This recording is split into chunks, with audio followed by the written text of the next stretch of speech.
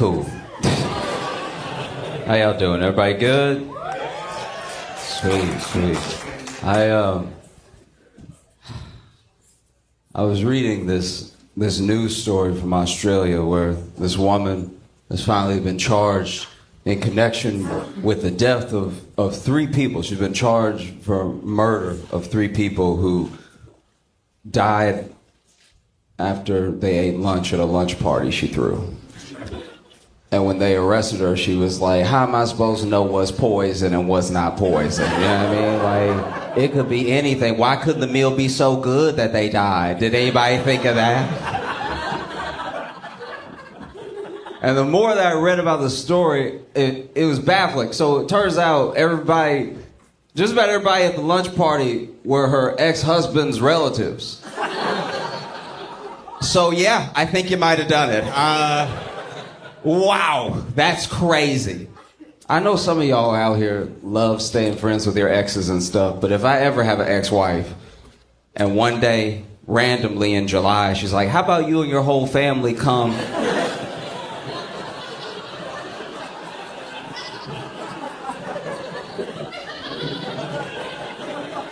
and eat a meal I cook while I watch? I'm gonna have to decline all the poisoning. I'm not gonna lie. Like, I don't care. I don't care what type of apple flavors you make it. You're not killing me, okay? You know. And the only reason the husband's still alive is at the last minute he couldn't make it. So he was also gonna be there, and then he was like, sorry, got held up at work. Then he lived. That feels crazy, you know. They say revenge is a dish best served beef Wellington. And I loved it though, because it was such a weird story. And then imagine your alibi being like, y'all know I can't cook. Like, what is your plan here, man? You all ever have that person in your life that's like the dumbest person you know? Like, just top to bottom, you're like, how are you still alive? You know what I mean? You just won't even understand how they function. You know, it's like, you made it this far, and yesterday couldn't have been easier than today. How do you keep racking up days consecutively? I know a dude that, I won't even call him a friend. I know a dude that is the most unsuccessful drug dealer I've ever met in my life. This is absolutely astounding. How do you fail at selling drugs to people who very much want drugs? Like, they would like drugs very much until they meet you. That is crazy. What kind of bad vibes are you putting out that someone on crack is like, you know what? I'll wait. That's insanity. How'd you take the urgency out of drugs? It's truly wild. I've never seen anything like it. He honestly cleaning up the streets. Everybody he tries to sell to don't want it. I'm like, you making the neighborhood safer by the day. You really need to work for the DARE program or the police. Somebody where you can make money by being bad at what you do. It's astounding. I told him, I was like, you need to do something else with your life. This is clearly not your calling, all right? You know, because when you're good at selling drugs, if you're good enough, they'll make movies about you. They'll make TV shows about you. His movie would be 8 minutes. It would be him haggling for the price of meth with somebody and then them being like, you know what? Keep it. And then just walking away. I told him, I was like, you need to do something else. And he got all defensive. You know, he was like, you putting it all on me. It's not all me, you know? This dude actually said to me, he's like, can I borrow a couple dollars till I get paid? I'm like, there's no payroll. Like, you sell drugs and you'll be paid. I'm not giving you money, because then you'll literally have to pay me back with drug money. That's insane. Now I'm part of the operation. I don't want to have anything to do with this. He's always so defensive, like, you putting it all on me. It's not all me, okay? It's this economy. I'm like, no, you don't get to say that. No one smoking crack is saving up for a house.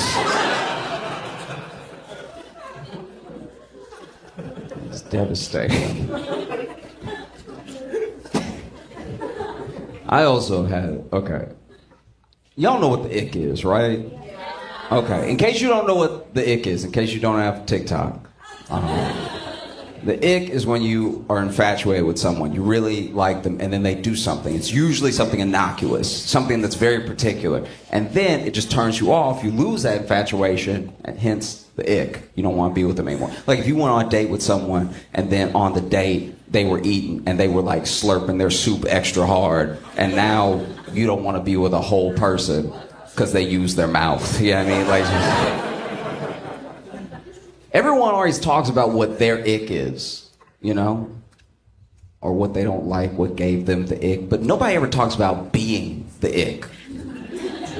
Have you noticed that? It's like, it's always about what bothers me. It's never people just admitting that they did something. Like, I'll be vulnerable for a second. I've been the ick before. And there's nothing like watching yourself be the ick in the woman's face. It's the saddest. It's genuinely horrible. Because it's like, once again, I'm not a bad person. I'm not doing anything crazy or gross. I'm just, I did whatever I did, and now we both like, oh, yeah.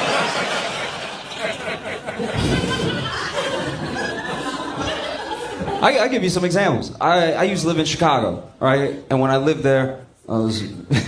my life was not great. I don't know.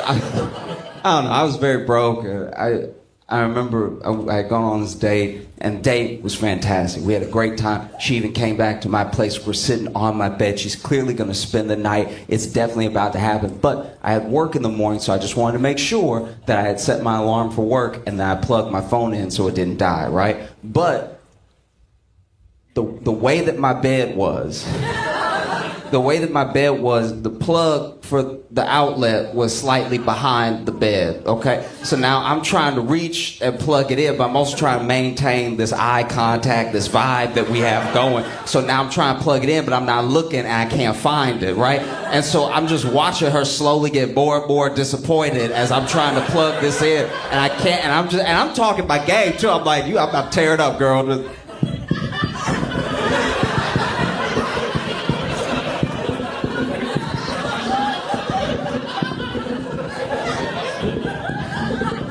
One second, you about to get it.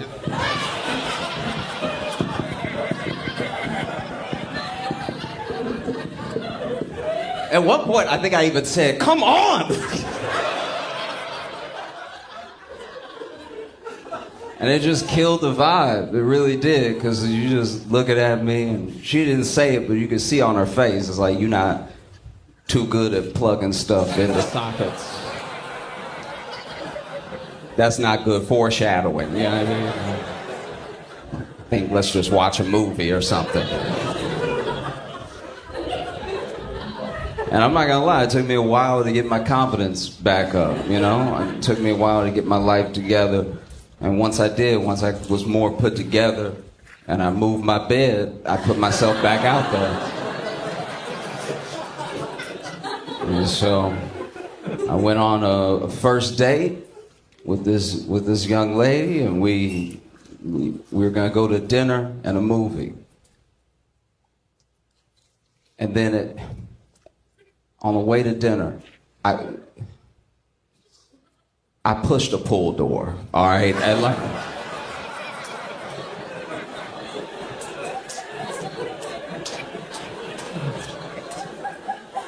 and there's no quicker way to look like you have an iron deficiency in front of a woman than to push a pull door.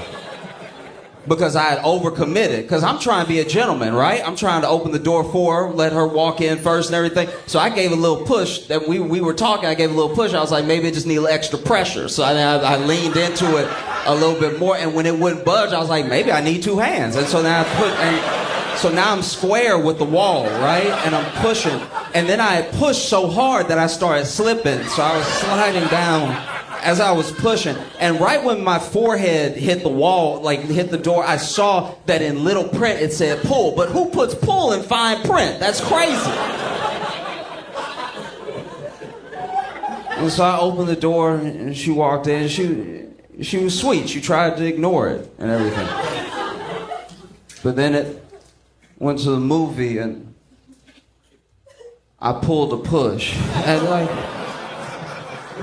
And like this one, I didn't pull as long as I had pushed the other one, so it wasn't as embarrassing. But it's just like I really tugged hard. Like I didn't put my foot up or anything. But I was just like, I had tugged hard. Your first date is supposed to be you getting to know a person. You know what I mean? And so now I could tell I gave her the ick because we were having a good time outside of those two situations. But then she was like, in her mind, I think maybe she was like, he's sweet, but he don't understand doors. And it's like, how do you? And it was embarrassing, but it's like, and I don't know if I should bring it up and address it or if I should just let it go or something. But she saw it both times, like she was waiting to get in, like. So it's not like something she could just ignore. So now, and I wanted to be like, look, I understand. I got a door in my room, like that's. But then she was looking at me after like when we went in the movie, like the rest of the day, she was looking at me like I was slow. And then I was like, I got a door in my room, which does make me sound slow. Like just, I got a door in my room. Like that sounds crazy because it's like, am I talking about a closet or am I talking about the door to my room? And it's just, it was devastating. And I get it. Like, I understand from her perspective, because she doesn't want to be out here dating somebody that she got to look out for. Like, I get close to a door and she got to be like, it's an innie. Like,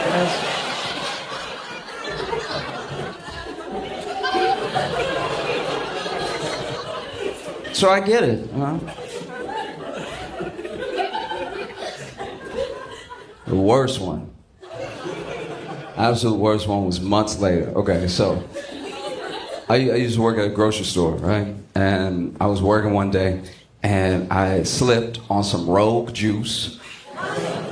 And so it was some spill in the aisle. I slipped on juice and I fell on my hip. And I fell like that. You know when somebody take like an old fall? Like, like that fall where you like, grandpa got one left. Like it was like that level fall because I fell on pure hip. It was like hip bone, right? And so I was all bruised up and hurting and everything, and I was like limping for some of the day. And then as I was healing up, because I didn't have health insurance, so when you don't have health insurance, you like, I think I just live like this now. You know what I mean? Like because by the next day I was healing up, but my hip was clicking, right? And so it would click whenever I would walk, and when I would sit down, that was 3 clicks right there. And so it was clicking nonstop. And I didn't have health insurance, so I was like, I think I just click now. I think that's just a part of who I am as a person. And so fast forward a couple days later, I'm still hurt, I'm still clicking and everything, but I've been seeing someone. And this was going to be the first time that we hooked up, and so we're about to have sex, and we start having sex, and I'd gotten so used to the clicks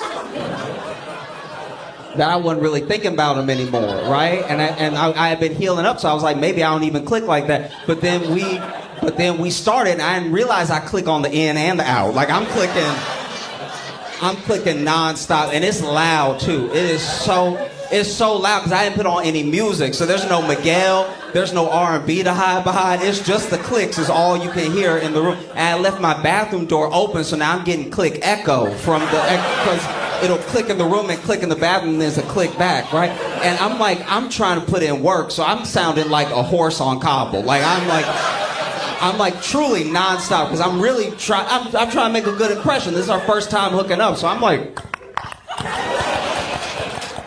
nonstop. And so then she trying to act like she don't hear it. She trying to be polite and everything. She's like, ooh, okay, but she can clearly hear it, And then I'm getting self-conscious, so now I start clicking off rhythm, you know what I mean? It's like, which is just making it worse because it's like it's already bad that you clicking, but if you clicking on the 1 and the 3, everybody knows that this is bad. Now, you know what I mean? And so then I was like, she was like, are you okay? And I was like, yeah, I'm good. How you doing? How's it for you? And she was like, we should talk. And I was like, all right, that's never good. And then And then we sat down. She's like, "Are you like okay?" I'm like, "Yeah, no, I'm fine. I just fell. It was some rogue juice in the aisle, and I fell." And then, and then she was like, "Well, how about we try me on top?" And so we did. And then that did not help at all because now it was just it was louder clicks because it was more pressure, right? So now it was like it felt like it was her clicks. You know what I mean? Like now she sounded like a full Paul Revere, right? Like because she was riding me, but she's also like nonstop, and it was devastating. It was so bad, and that's the only person that's ever ghosted me where I was like, I understand.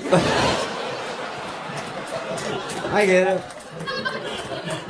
I think I even texted her afterwards, like, hey, I understand. Like a month after she stopped hearing my text message, I just texted her one last time, like, I understand. Like. It's horrible. I don't know if y'all saw the news, but the orcas are at it again. Orcas, if you haven't seen it, the orcas, killer whales, are out here sinking yachts. They just ramming the yachts until they sink and everything. And who would have thought that the orcas would be the ones to step up? Yeah, I mean, like, rich people just be rich in our faces all the time on land, and then they went into the water, and the orcas were like, not my hood, dog. Like, it's crazy. I wish orcas had thumbs so bad, just because I would just want them to throw up gang signs with their fins. All day. The most recent one is this yacht that was going through the Strait of Gibraltar, and these orcas attacked it for 45 minutes, which must be terrifying because, like, I would hate to get killed by an orca because it's like their echolocation, the noises that they make are so close to dolphins. Like, just imagine you being murdered in the water and all you hear is like, ah!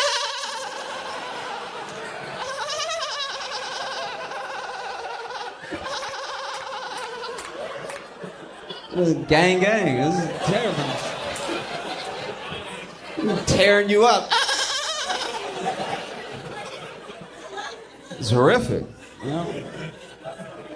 But they rammed the boat for 45 minutes and then finally it started to sink. Now, I was reading more about the story. It turns out there was no rich guy on that yacht. That yacht was just like in transit. So then when it capsized, the crew was who was in danger. But the orcas didn't attack any of the crew. Crew made it out safe, which does make me think even more that this is a money thing. Like this, it's got to be. You had plenty of people right there to chop up and dice on and nibble up, and you didn't. And I'd like to think that like an orca nibbled maybe one of them and was like, "Oh, that tastes like work."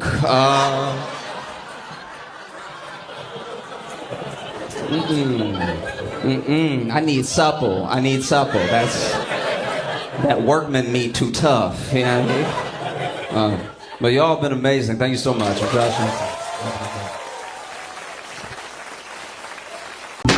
to the Josh Johnson Show. I'm Josh Johnson, joined by my co-host, fellow stand-up comedian Logan Nielsen. Logan, how you doing, buddy? I'm doing well, man. How are you? I'm doing all right. It does seem like we are held captive right now in someone's grandma's house. Yeah, if you see the video, yeah, it does. Yeah, specifically a grandma hostage taker is what we have. Yeah, it looks like we're being kept well fed and entertained with stories. I can't tell if the stories of the torture or the reprieve from the torture, but we know a lot about harmonica playing from the 1920s. A lot about someone named Thurston. Yep. What soda pop used to cost in the 60s. We know that now. Also a lot of glass doors, so this is probably one of the most escapable prisons I've ever been in. Yeah, that's true. This just slides right open. That's not. Yeah. No, this is it's strange because the camera's pretty far away if you're watching the video, and the futon we're on The only way to really sit comfortably was for us to slump back like this. This futon is so uncomfortable. You can tell no one's ever had sex on it.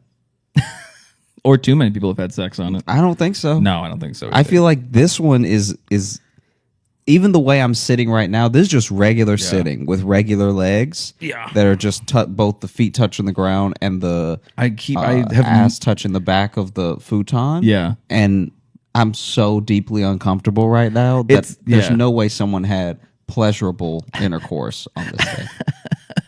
Yeah, I don't know. I keep like having no way of like feeling and looking comfortable. Yeah. I mean, this is an Airbnb, so neither one of us will have to deal with this situation much longer. But yeah, this is the second one. This is not the one I was in last week. This one is better. So I know we're not giving it a great review. It already looks better. It looks better. They have a blender. They do. They have a blender, but they don't have a coffee maker, which is an issue for me. But it's all right. I've been doing instant coffee, and I made it work. But yeah, I just feel like that's one of like the things to put. Like they have that in shitty hotels, have coffee makers.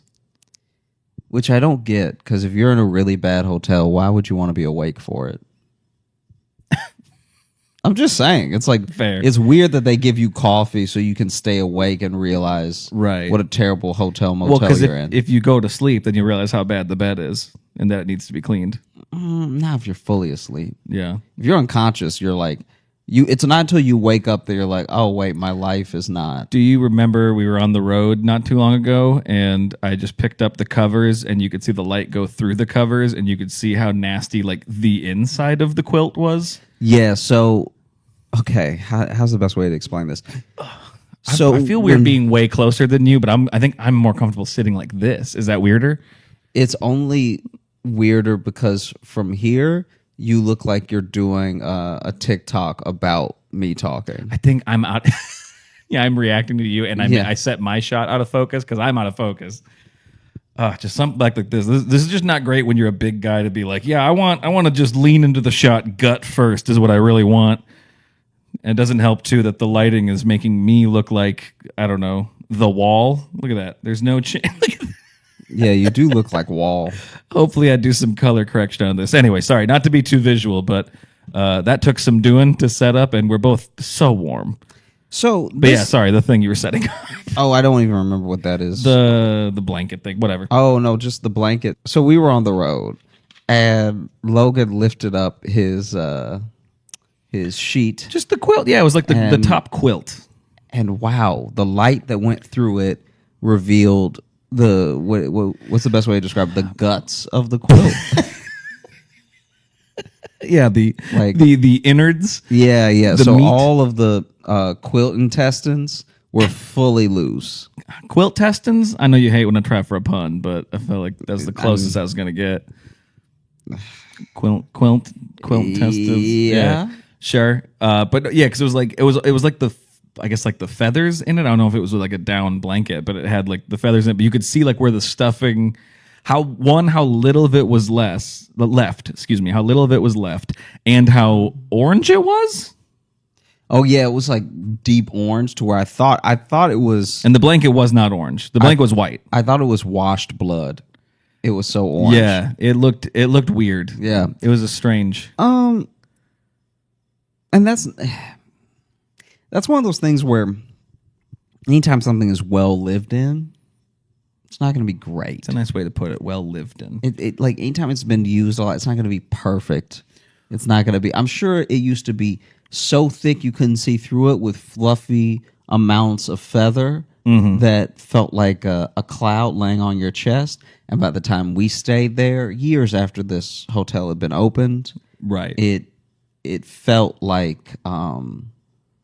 Instead of sleeping on a cloud, it felt like an angel fell out of heaven, but the actual impact of them hitting pavement is what the quilt felt like. It just felt like, right, Lucifer's blanket.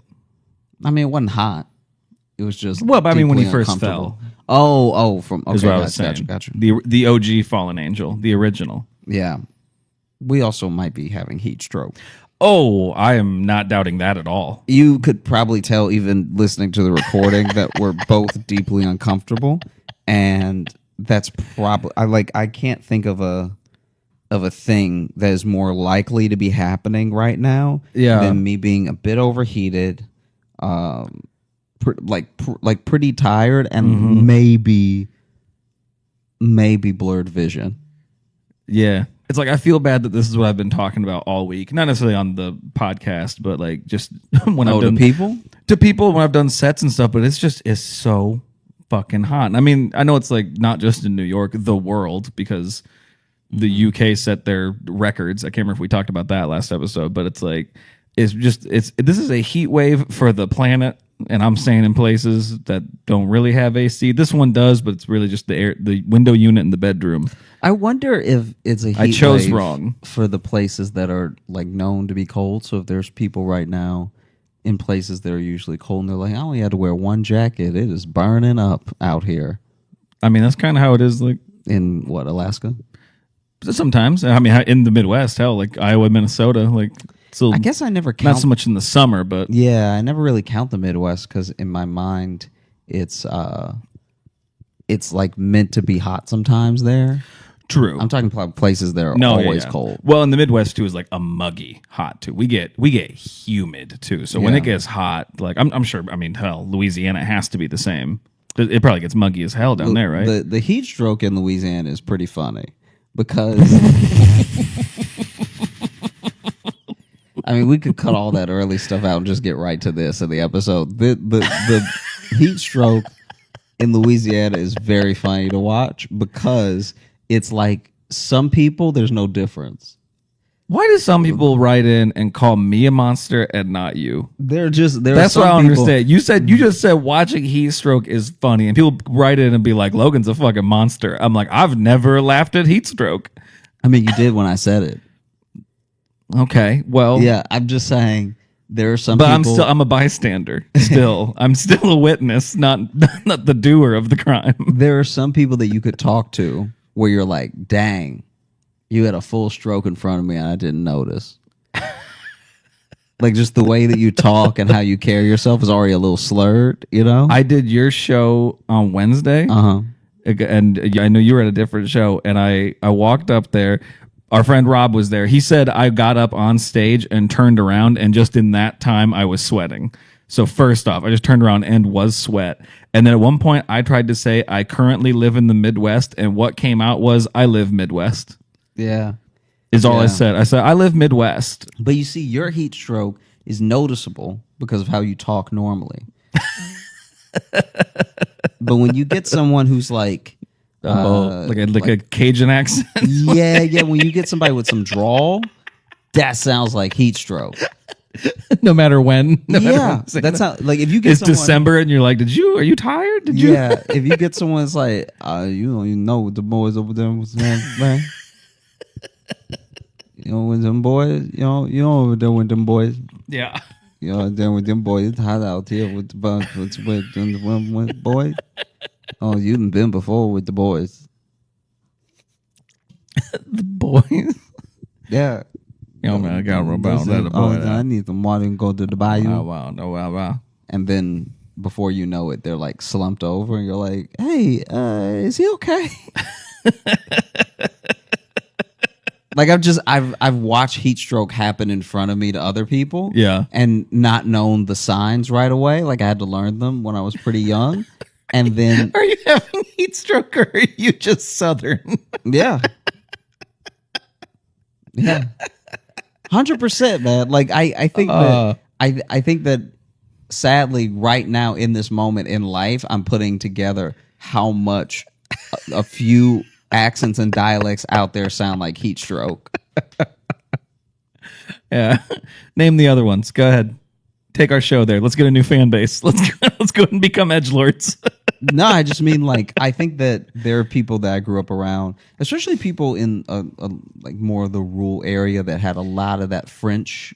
Slang, yeah. Would have the drawl to pull off some like slow talking that you can't quite understand. Yeah. So it's one thing when someone's speaking a different language and they're speaking so fast that even if I spoke that language, I'd need subtitles. Mm-hmm. But it's very different when someone's speaking slowly and you're still like, oh no. I'm still lost. I don't know what is being said at all. Yeah. Especially when it's directions. I've been in the car with people where we get a little bit lost and maybe we're in Ball or something like that. And you know, In Ball, is that a town? Ball, Louisiana, yeah. Okay. And so they're just parts of Louisiana where if you get lost and you That's ask where you someone live for now? directions, they will get you more lost because you don't understand them. And they're at probably all. using like local references. When you see the blank, then you. They'll not only will they use so local fucking hot. references, but they'll also be like they'll tell you a colloquialism you've never heard before. Oh, I love that. When you So encounter it'd be that like- in the wild, a new phrase you've never heard. Yeah. So you're like, oh, you take a stone's throw this far, and then you could just take a left, and then just spitting distance after that. And you're like, these are all You just give one. these are all like bodily function things that Right. I don't know how that means for a car. You see this, then you just do a little turtle shuffle to the left. Yeah. That's No. interesting. No, it's pretty bad. In lieu of us doing like Scare B&B last episode, Right. I just remembered there were a couple of things that we had previously like not really touched on specifically when we did some of those old review episodes. Oh, okay. And there's just a couple of ones I remembered from some restaurants that like were spillover from. Remember that episode we did? Yeah, with, yeah, like- yeah. Okay. And it just made me laugh because we ordered seamless before we started recording everything because neither one of us had eaten. Yeah, we're like, let's get hot and full. Yeah, hot and full is a great That'll recipe be good. for That'd be energy. good for the show. Let's get hot and full, and let's really lean back. Yeah. Let's really get comfy, sit back with a full tum tum. It would be wild if there's just 30 minutes of this episode where neither one of us are saying anything because we've quickly fallen asleep. Yeah, or And then we you- or and we then are you- having heat stroke and are only understanding each other. Honestly, if I was having heat stroke right now, I wouldn't even be able to tell you. Like, does it come all at once or what's... I've seen it happen playing football. I mean, I've seen it happen No, I to know. other people, but It I is guess, weird 'cause what does it sometimes- feel like? Well, see, the weird one, I can't remember if I've talked about it on the show before. We'll get back to these restaurants, but I can't remember if we talked about it on the show, but when I saw my friend get heat stroke during a football practice, and he stuck with it for a while, and like he says he does not remember like the latter half of the practice really, or like once we got to like the real big conditioning stuff at the end. And he was going hard to the point to where we were doing like up downs, and he kept going, and they blew the whistle and we stopped, and he did like 3 more, and we were all like, "Hey, Tom, you can quit." And he's just like, ugh, ugh. And he was just like his body had taken over, but his mind was no longer there until we went to like have our final like, breakdown meeting, and he runs up and just falls over. And then he tried to get his pads off, and no one noticed, but he got his pads off, and then they just got stuck. So he was just laying on the ground with his shoulder pads over his head. And I had to give I think I've definitely talked about this on the show, but then I had to give the on deck speech that night, which is every, like, especially like cycles through the seniors and juniors, and you give like a little like speech, like a fucking let's go get him or whatever. And I was slurring, and my vision was blurred. So I think I was having heat stroke too. And I had a speech prepared, and it was all gone. I just went there. I'm like, look at this fucking football and the team because we're playing, and we need. And let's just and if because then so let's go. And then I said like fuck a few times in it, so I had to run a fence and back too while having heat stroke. Because if you swear, you got to run a fence and back. Was your coach... I know we've also touched on this. We're going to get to the restaurants. Yeah, in a sorry. second. But was your coach fit?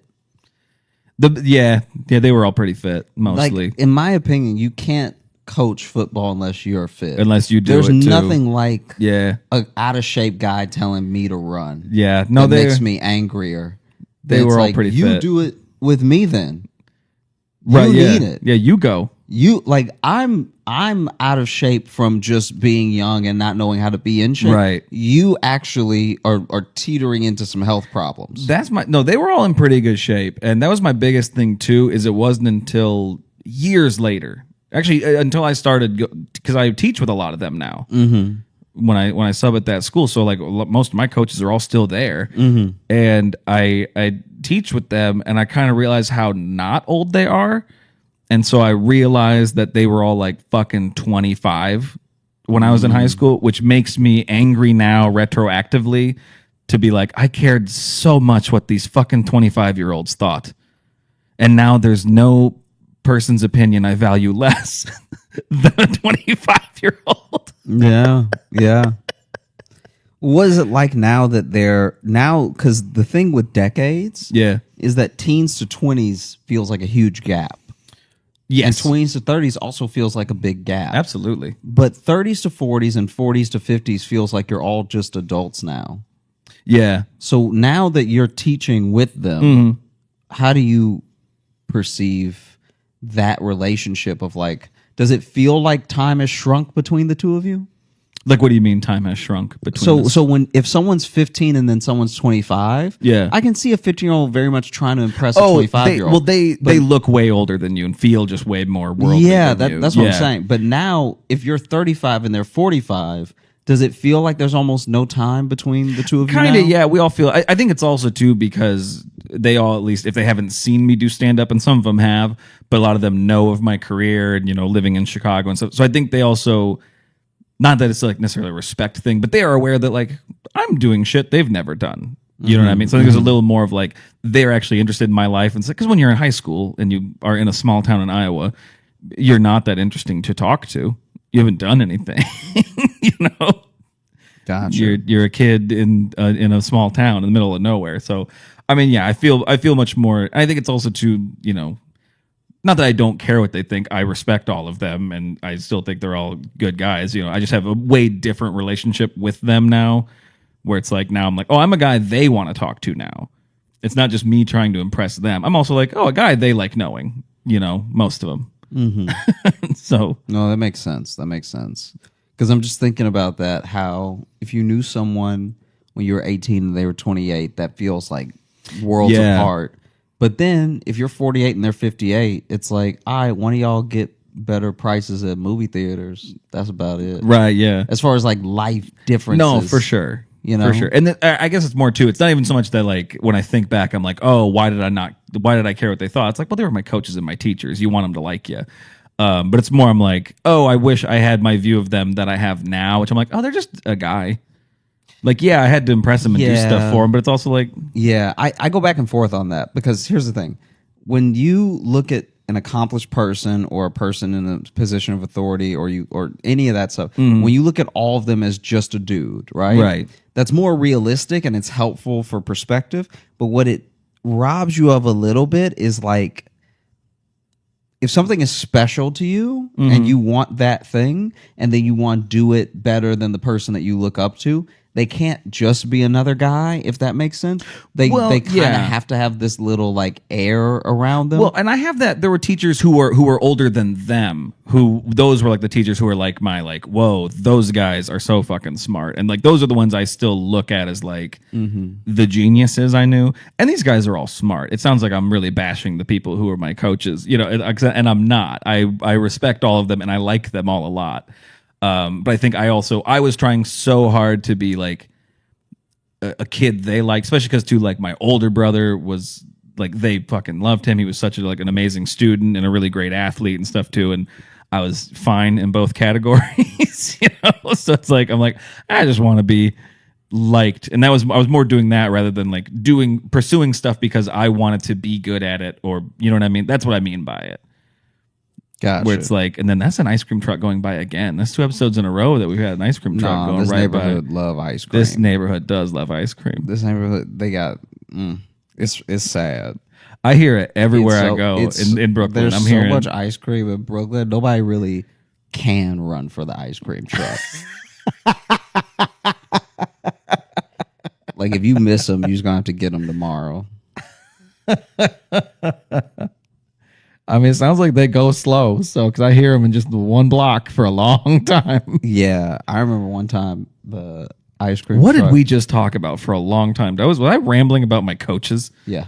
God, I'm in my 30s. What is happening? So one time, and we're gonna get to the restaurants, I promise. One time. Oh, I hope we don't. When I was in Louisiana. I was like a teenager, and this is when I would do cross country. My mom gave me a key, so when I got dropped off from school and from practice, I could just go in the house. Because it was when I was like old enough that she didn't need to take me to the library after school every day. Yeah. And so, sure enough, man, oof.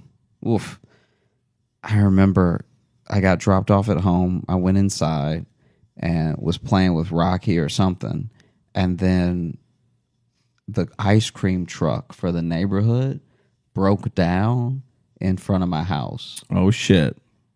But they just never turned the music off. And so they just were camped out trying to get like someone to bring a tire out and everything. Yeah. And selling ice cream the whole time. So for them, it's just business. But for me, it's like 2.5 hours of the same ice cream truck music. And you know what's crazy? So I didn't have any noise canceling anything, and so all I could do was loud. Like I could just play music. All I could do was loud. All I could do was loud to combat it.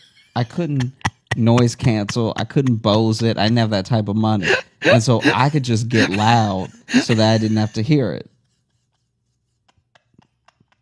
All I could do is loud. It pleased me. I live Midwest. All I could do was loud. I'm just saying that loud does not. It still penetrated the volume, right? Which is crazy because I was blaring stuff. Because after the first 20 minutes, I'm like, man, I hope that because they had clearly broken down. Like you saw the guy, right? His wheel was in a weird position, and he was like not quite out of the street. I wonder if there's something like scientific to the music of those things. Like if they're at a perfect frequency that they can cut through anything. Yeah, I mean, whatever it is, it should be illegal because it's so infuriating. I was getting so angry. And the first 20 minutes, I was tolerating it because I was like, that guy's probably having a hard day. Like, I was actually trying to be empathetic. Like, right. That dude's probably having a hard day and everything. And then after, like, the first 40 minutes, I was like, he's at least got to turn the music off, right? Like, I can't be the only one. Like, I even looked out the window at my neighbor's house to see if anybody else was looking out the window to see if anybody else was, like, stressed about Surely this. the neighborhood is infuriated Yeah, right now. I was like, surely these people don't love ice cream so much that they need the music while they lick the cone. It's not special. Then I can just go to a store. I was getting furious. And then after the first hour, I was like, I need to do something. And so I had little earbuds, but they were terrible. They were like the cheap earbuds. Well, and even just because how old were you? Like 13, 14. Yeah, see, at that age too, like earbud technology was not great because even the early like good earbuds hurt your head. Yeah, they really like stretched that. You'd be walking around with some loose ears. Yeah, they were not built for ear shape Yeah. at all. They didn't realize it. They were just so excited that music came through the wires that they were like, leave it. Yeah, cram these circles into your ears. And so that didn't work because even though I was listening to music so much it was hurting my ears, I could still hear the like, hello. And so then I was like doing a hum on top of the music. So that I did that. So I was just like, the entire time the music was playing. And it was still cutting through. This is like the telltale heart of ice cream. Yeah, you truly lost your mind there. And then I was like, with earbuds and blaring music, screaming to yourself. Dude, it was like an hour though. I know. The best would be then if the music stopped and then everyone outside is just hearing, "Ah!" And they're like, oh shit, turn it back on. Nah. At an hour and a half, I take out the earbud because now my head just hurts. I have like a headache from how loud the music was. Well, just humming too. That's gonna hurt. I turn the TV on. I turn it on full volume. So like, you know those levels that's ridiculous to let a TV go to, like that, like those volumes that go to 80. Yeah, I'm at like 77, and I'm just blaring the, Tobey Maguire Spider-Man. That Spider-Man just going. But then that's not even enough consistent audio to be cutting out. They say that a hero can save. We're not even there yet. We're not even to like the credits. Oh, so just the soundtrack. It's the movie, yeah. This this is the movie, and so even the slow parts. Yeah, careful that you don't unplug that, please. Oh yeah, no, it's just even the slow parts are just straight up blaring. Now the ice cream music seems louder because the movie is so loud. So I'm like, anytime I can hear it through I'm like, did he turn up the volume as well? I just love too the ice cream music in the background and then Green Goblin laughing over it. Like, there fucking is again. There's the y'all talking shit. But look, wait. This thing. So you see how it started again? It dips. Yeah, if you can't hear it, sorry, the music stopped for a second because we're hearing the truck go back again. Yeah. Now, what they did in Louisiana in my neighborhood was they were like, and they do it again and again and again, and then it stopped, and then you would hear, hello. That's what I was wondering, because you said that, and I understood that you meant like that's how it played in your thing, but that sounds genuinely alarming. No, it's horrible. It's so bad, and so that's also happening. That sounds like Pennywise for 2.5 hours. Hello, do. I've never in my life wanted to brandish a gun. Wow, more than when I hit the 2-hour mark. Of that ice cream music, because I was just like, guys, this is now everyone in the neighborhood that's gonna buy ice cream has bought ice cream. You're not weighing anybody else down, right? You know, like you're not leaning on them hard enough for them to come out of their house and be like anything to make the music stop. Everybody that's bought ice cream is gonna buy ice cream. Anything to make the music stop. Just turn it off. Wow. Yeah. How'd their business do though? Did a lot of people swarm the truck? They got swarmed at first, but then this is my problem. Everyone that swarms you lives here. You were already driving around the neighborhood. You were going to get them anyway. Oh, that meant there were some kids a few blocks away who were really excited for 2 hours for the truck to get to their house. Yeah, I guess so. They just stood there waiting. I guess they just sat there like, just outside. Any minute now. It's got to be coming. Yeah, my mom doesn't like me walking to the edge of the street, so I got to stay here and wait. It's so hot out here. Yeah. I got the money crumpled up in my hand, and I just want them to. Why won't it come? Have you ever seen the fire hydrant get open? Like, not get opened. I've seen it open, but yeah. Oh no! I've watched it this year especially. They're popping hydrants hard. Oh, I've been seeing a lot of them already going, but I haven't seen like the process. Yeah. Oof. There was one guy who popped it open. I was about to close it, and a guy ran up and he was like, "Hey, just give me a minute." Good. And then took like a full shower with the hydrant. Like people had stopped playing in it. So the guy was about to close it, and he was like, "Hey, let me do my thing." And just let me cool off a bit. There we go. Man, that sucks. Yeah, it has been a hot couple weeks out here. I'm sure it is just everywhere, but you get that. I don't know, that New York sweat's a different sweat. I will say that. I don't know what it is. Yeah. No, I spent this whole time thinking I left Louisiana. Yeah. This thing. It's like almost as bad. Like I've been in like LA when it's hot, but it's that, I think it's just that desert hot. It's a little more dry. There's an ocean nearby. I mean, I guess there's an ocean nearby here too, but it hates us. I don't know. It must just be the tall ass buildings and all the concrete. It must just be that. It just it turns into one big hot rock. Yeah. Yeah, I can't even imagine what I'll do if this continues. I have like every time I get back from doing something, I get home and I have to peel off a wet shirt and then just, I don't know, just try anything. It's like, because you can't move. You can't move from Earth. So you can't move from Earth. We're just here. Yeah. I thought we had more time before the end was coming, but boy, she's barreling forward at us. Oh my God. It's like this can't be a good podcast to listen to, can it? I mean, we've got out of the 30 minutes we've been recording, we have 20 minutes that are very entertaining. Okay, good. Yeah. Just checking. Yeah. It won't be until you listen back that you know for sure, but the parts that you've laughed have been funny. I know. I was just joking because it's just us constantly being like, oh, it's so hot. Yeah, but it's also hot God. for them listening. That's true. That's true. If they listen to this in the winter of 2023, it's going to look like a misstep. It's going to look like, wow, they really cared about what was going on in their life at that moment. Yeah. Always check the date of the podcast episode you're listening to just for some general context. You know what I mean? Mm-hmm. It's like when I was like finding new podcasts to listen to, and then you know, that started a few years back, and then you catch up to like 2020, and it's always like the show changes completely. And everyone sounds a little more confused and sad.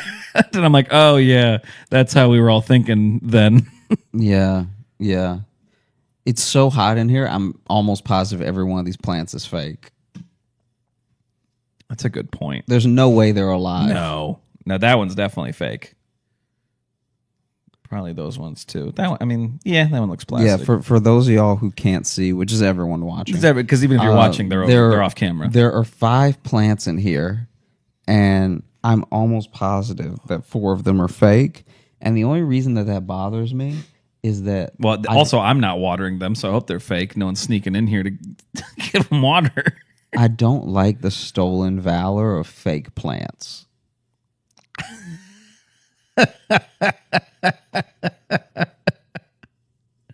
The stolen valor of fake plants. Let me just explain. So I'm very excited. We're going to get to the restaurant reviews in a second. There are people out there that take care of plants in their home. Mm-hmm. They keep them alive. Yep. They keep the oxygen in the apartment fresher.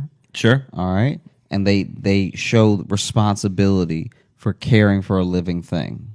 Then there are other people who are like, let me just take all of that and buy something plastic for $6. Yeah. And put it in the same place I would put the real plant. I like to think of it as an action figure of a plant. I think of it as plant taxidermy, and it's disgusting. Plantsodermy. Come on, that one was right there. I knew you were going to hate that one too. Honestly, if the seat on this futon wasn't backwards and I wasn't sunken in, I would get up right now. Say if I had any strength at all, I'd storm away. Yeah. Jess has been, I can't remember if we've talked about this, but Jess has been a little plant crazy these days. Really? We got a lot of plants in the fucking house now. And it's like, it's okay. I'm fine with it. But it's like, it seems like anytime we go anywhere. We were here in New York when she was here with me. And we walked by somewhere and she was like, ooh, I could get this. I'm like, no, you can't. That's not going to fit in your carry-on. What are you doing? You're not going to buy plants here. She's like, well, they might ship it. I'm like, or we'll just find it where we live. Like, don't do that. Yeah, New York doesn't have any special plants. And exactly. And the time we've shipped plants, they get all fucked up. So she's done it before. They show up not happy because it turns out plants don't love living in a box for a couple days. So when I was taking the bus, this is like maybe 2 years ago because this was so close. I was taking the bus to do a show 3 years ago, I guess, because it would have been 2019. Yeah. Taking the bus to do a quick spot in Connecticut. Okay. And I was like, I was on the bus, and the whole time I was on the bus, I was like, I should have just taken the train. I feel that way every time I take a bus. I'm like, the train, sometimes the train is not quicker. A lot of people think that the train's going to be quicker because it's like a straight shot and there shouldn't be any traffic or anything. Mm-hmm. But sometimes there is. Sometimes something happens with a train that's an hour ahead of you. And it's the only one path it can really take. It's the one path you can take, so then it does delay you by 30 minutes or 45 minutes. Like, it's a misconception that the train is just always on time. They love to be on time, but they're not always. Right. Anyway, I'm on this bus, and there's this grown man handling a bag with a bag in it of fish, right?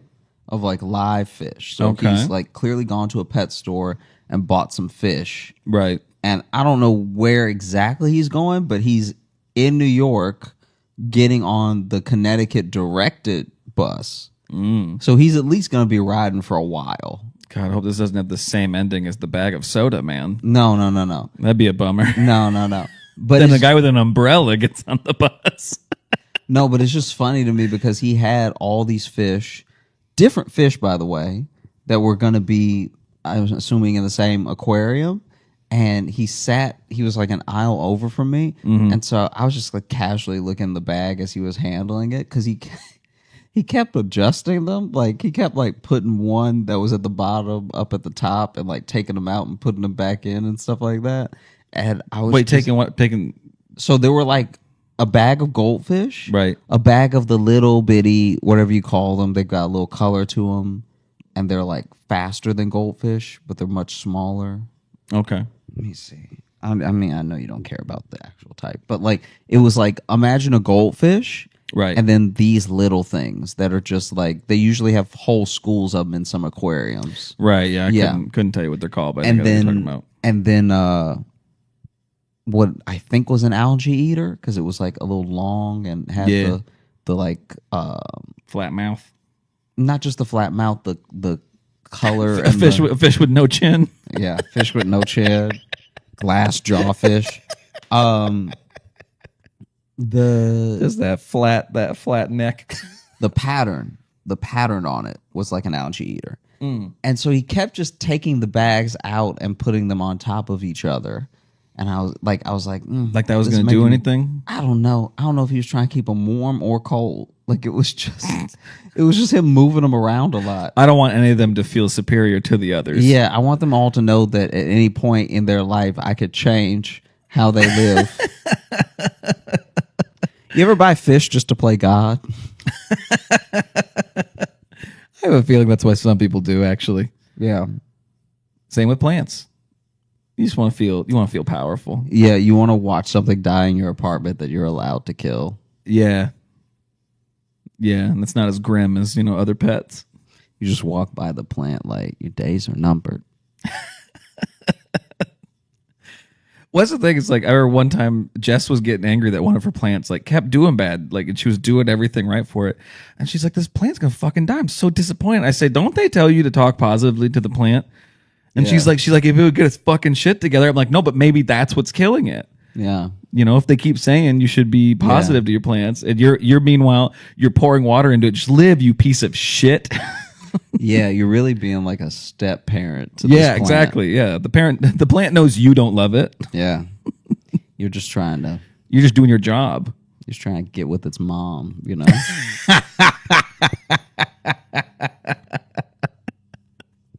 Yeah, I sat down with our cactus and I said, "You can call me Dad." Yeah, I'm not trying to replace your dad. Your dad cactus. Your dadtus. Yeah, that's one of my favorites. Now that I'm like getting a bit older, I have friends who are dating people with kids for the first time. Oh yeah. And one of my favorites is, you ever date anybody that had a kid? Nah. Okay, me neither. Nah, but I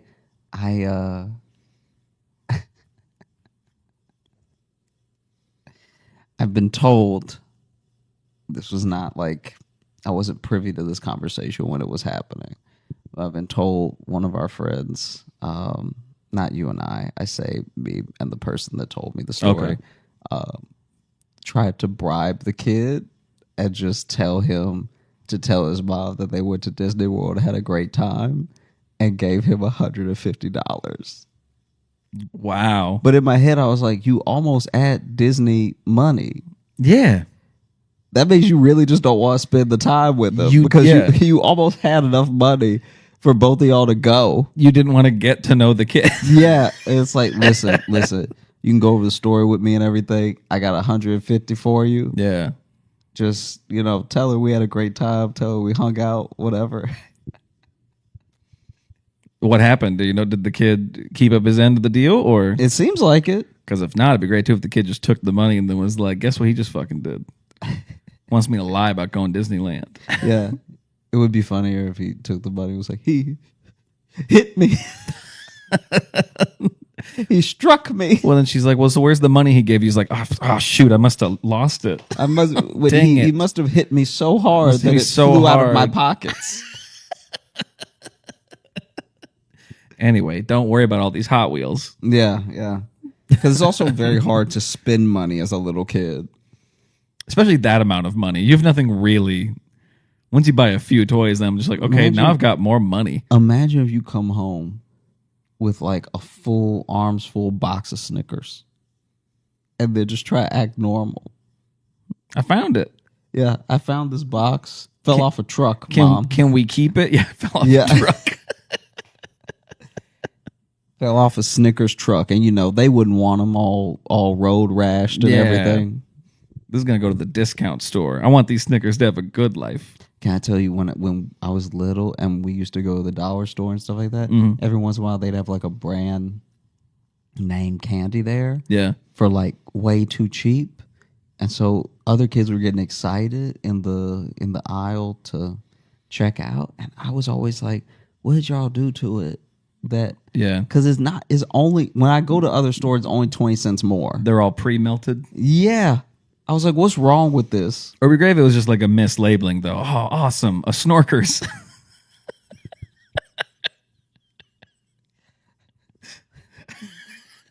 It's like, oh man, Mom, can you give me that Twiddlers?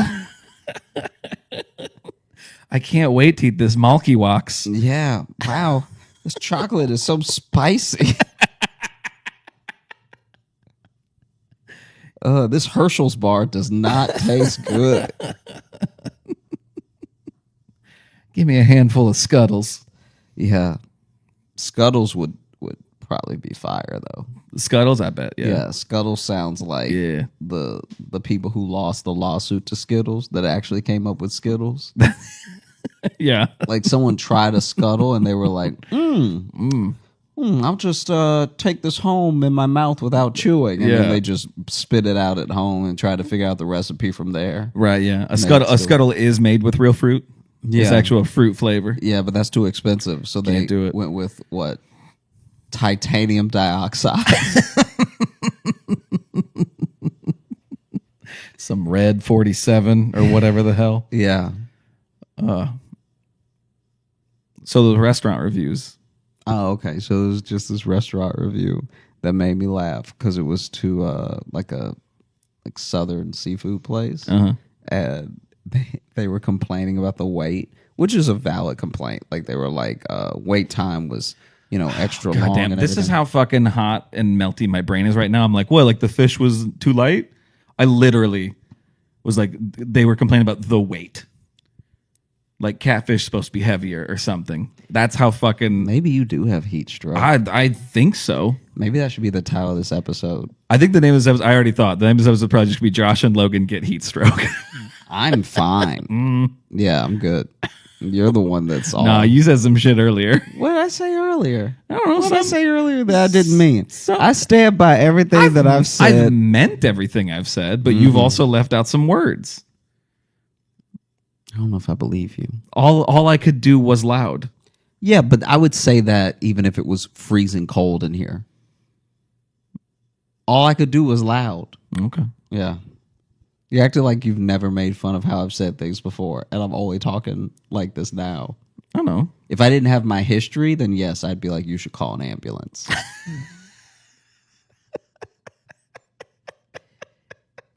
But because I talk the way that I talk, this is par for the course. So, yeah, they were complaining.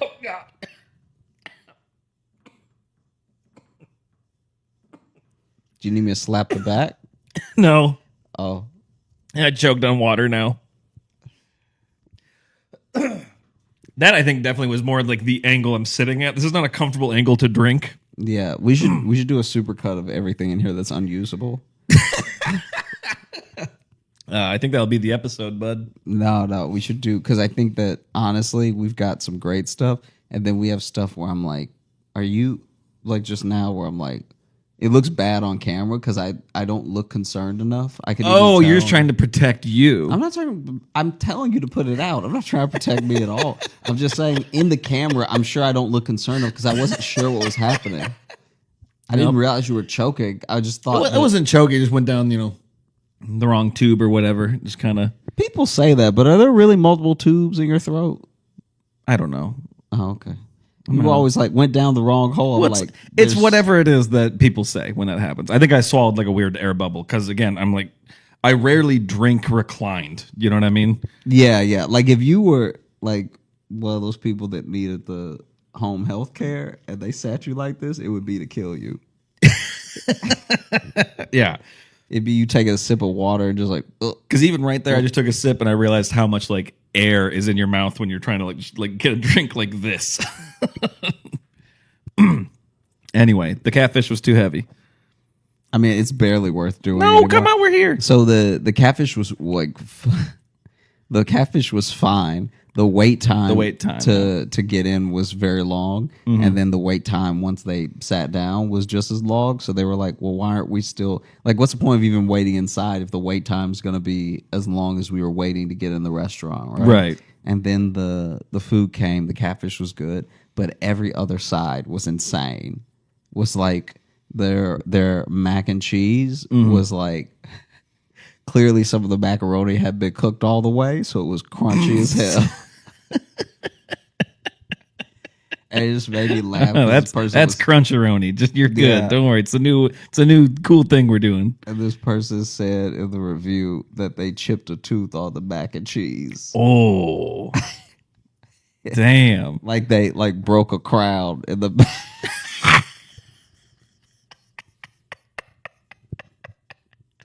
Because the mac and cheese was like they it's not like they ate the whole thing. Once they realized that it wasn't like a freak thing, they were like, "Oh, I'm done with it." But then they took. Obviously, you take a spoonful. You're very hungry. You've been waiting for an hour and a half or more, and so as soon as you get your food comes, you start digging in. Yeah, and they bit into this like very undercooked mac and cheese. And just that's great. Lost a little bit of a dental work with it. We thought you ordered it rare. Yeah, we thought you really wanted a challenge in your mac and cheese. Yeah. We weren't sure if you were one of these absolute wimps. Yeah, who likes it cooked all the way. Yeah, are you through. on a raw diet? We thought you were on a raw diet, and that's what we just give it to you. We just straight from the box. Yeah, that's why it is piping hot cheese. With not even cooked macaroni. Oh, man. Yeah. Did you have another one, or was that the whole? No, I mean, that was it. Good, okay. Yeah. I liked it. Then I think we, as much as we didn't get to the review, it took up the perfect amount of time, I think. Because now, we can open the... And you talking about how we both have heat stroke. I didn't say I didn't have it worse. All right. It just seems like between the two of us, if one of us needed attention, it should be you first. Oh, I agree with you 100%. Don't help him. No, I'm just saying, if we Uber to the hospital right now, I'd be like, hey, my friend is not doing well. And the simple fact I was able to explain that to you means I'm fine. I am not disagreeing with you. Mm-hmm. I'm just saying we both need an IV, I think. What have I done? I like that you're a fiddle. I like that we spent most of this both so healthy complaining about how hot and uncomfortable we are, and now you're pretending like everything's great for you. I'm not saying everything is great. Almost everything is great. All right. Well, let's open up the Mubba. Let's see here. I've got a couple picked out. This is from Bucko. Who is it? Bucko or Bucko? Because spelt. I'm wondering if am I supposed to put more stank? I think it's Bucko. Okay, I just can't tell if it's like because like it looks like the word book. Mm-hmm. You know what I mean? So it's like Bucko is different than Bucko. You know what I mean? I'm just wondering. No, I'm with you. I just think you said it right the second time. Okay, cool. Yeah, that's why I just wanted your opinion. What I like about this already is that we've pronounced their name several different ways, and then we had to have got it right at some point, and now the way they open up is funny because it's lots of iterations of our name. That is true. I didn't even see that. Yeah, this one is titled Advice, and it says, "Hey, Jogan, Lashi, J-Lo, Squeaks in Toontown. This is Buko.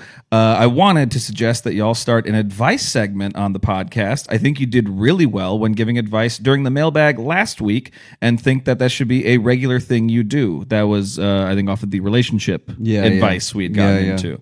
Also, Josh, get Logan's face tattooed on you, or y'all can get matching / complimentary tattoos. Like Logan gets a little man holding specs, and Josh has a little man that's squinting and tripping. I just got my first tattoos less than a week ago, and they aren't that sore.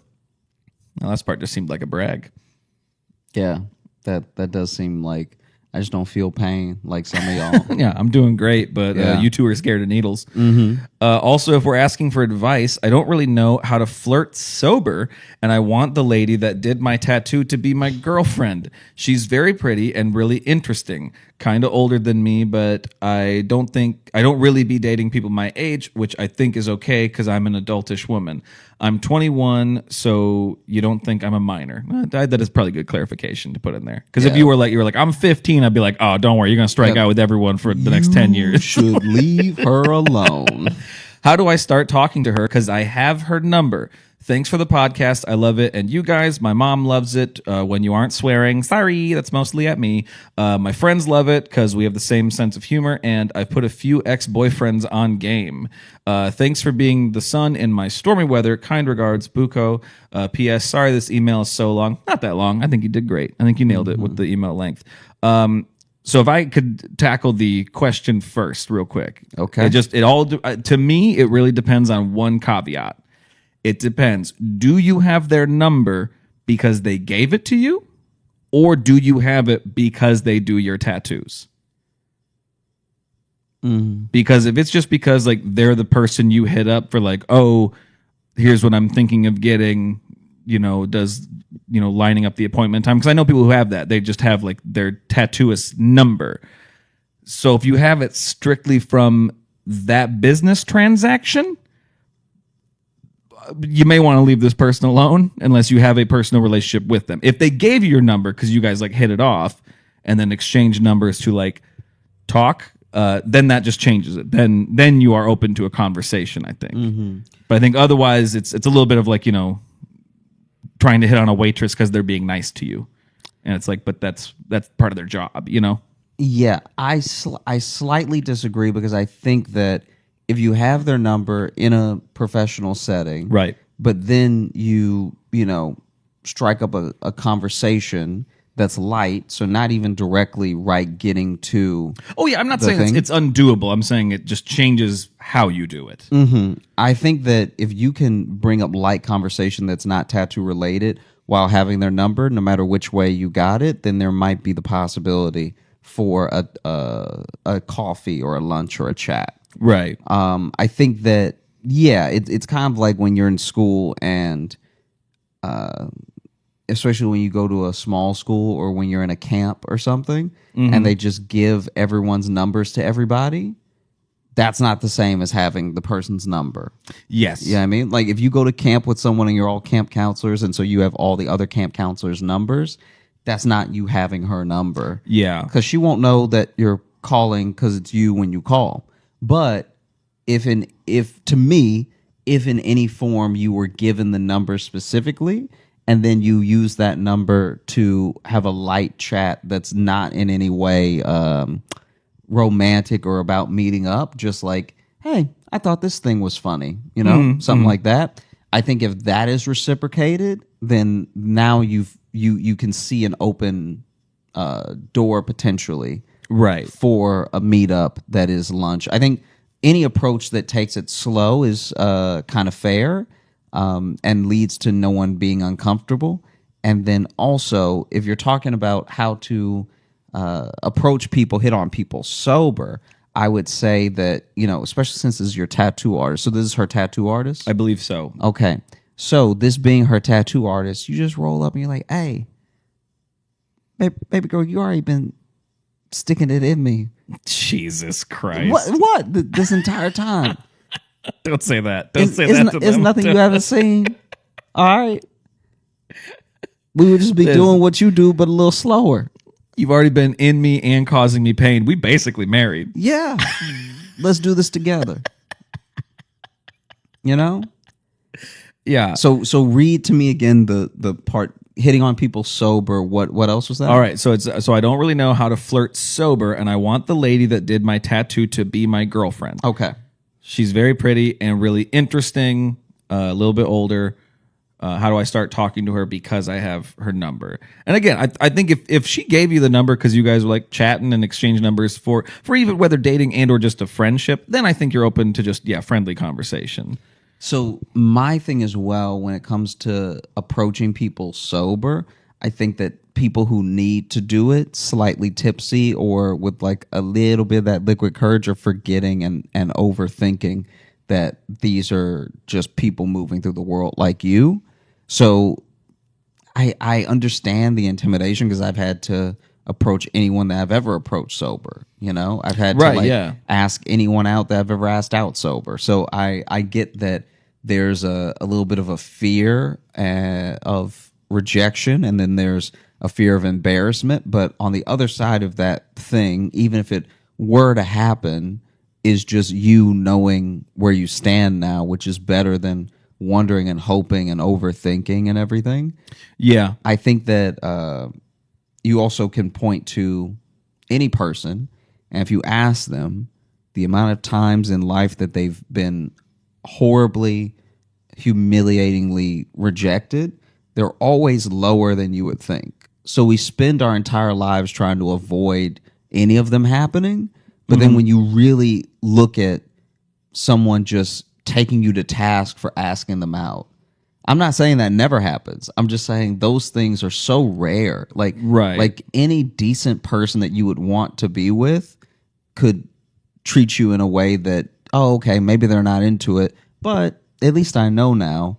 Yeah. The fear that we have about approaching people or flirting or like our intentions being misrepresented always through our imagination take such a worse turn than they usually do in real life. Well, I think it's because too the hardest part about approaching sober, and I think this is why a lot of people like to do it with liquid courage, because it does literally give you that like confidence, because one of the hardest things is being confident in yourself, and that's what it always takes, is like, what is the part of you you're most confident in, the most part of your sense of humor that you're like, I think I'm actually funny in this way, or blah blah. It takes a long time, any of us, even us as comedians, takes a long time before you feel like really comfortable just being yourself in the world. And that's why I think a lot of people like having that liquid courage, because it kills some of those, not so much that it gives you courage, it just stops some of your, I don't know, practical thoughts of maybe about being too much. You know what I mean?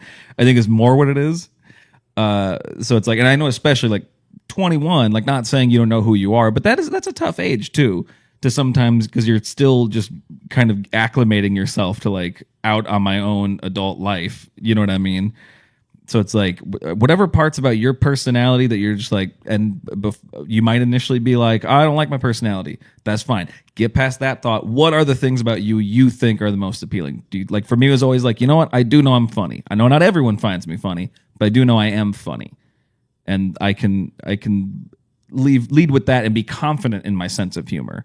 Not trying to be jokey all the time, but being confident in my sense of humor and be like, well, if they don't like it, then they're not going to like me. And while that might hurt sometimes, that was always enough for me to be like, oh, well, then I won't pursue this person anymore because they don't really get what I'm talking about. Doesn't mean they're dumb or anything. Just means like this will be a hard relationship if I'm constantly making these jokes and they don't like them. Mm-hmm. You know what I mean? Like it's that high risk, high reward kind of situation. Yeah. So I would even say that sometimes when I've just seen from the outside looking in that sometimes even when people try to flirt while they're not sober, they're not really flirting the way they think they're flirting as well. So it's not like you can ever, it's best to take these things head on emotionally, because it's not like you can cheat the system in a sense. Does that make sense what I'm saying? Yeah. Like I've known guys who had just trouble around women. And so then they like get a little tipsy because they were nervous about asking someone out. Right. And then they ask them out way too close to their face. And now you have a different issue. So it's like being comfortable with yourself and settling into yourself is, that's great advice, because I think that that's the best way that in any situation you start to know and feel worthy of someone else's time and attention, which is the main point of being confident in approaching a person. Yeah. And if you shoot your shot and it doesn't really work out, they do your tattoos, so now you can just easily sidestep this into a business transaction. Be like, oh, hey, I was thinking about getting this. You know what I mean? If it's like, they didn't really take the bait or whatever, I'm going to, all right, let me not take the bait. That's the wrong wording. But you know what I mean? Like, they don't seem to be going for this. Like, oh, hey, I'm thinking about maybe getting another one. Blah, blah, blah. What do you think about this? Is this something you could do? Mm-hmm. And then the conversation go back to tattoos, and then, then you save a little ego there. Also, all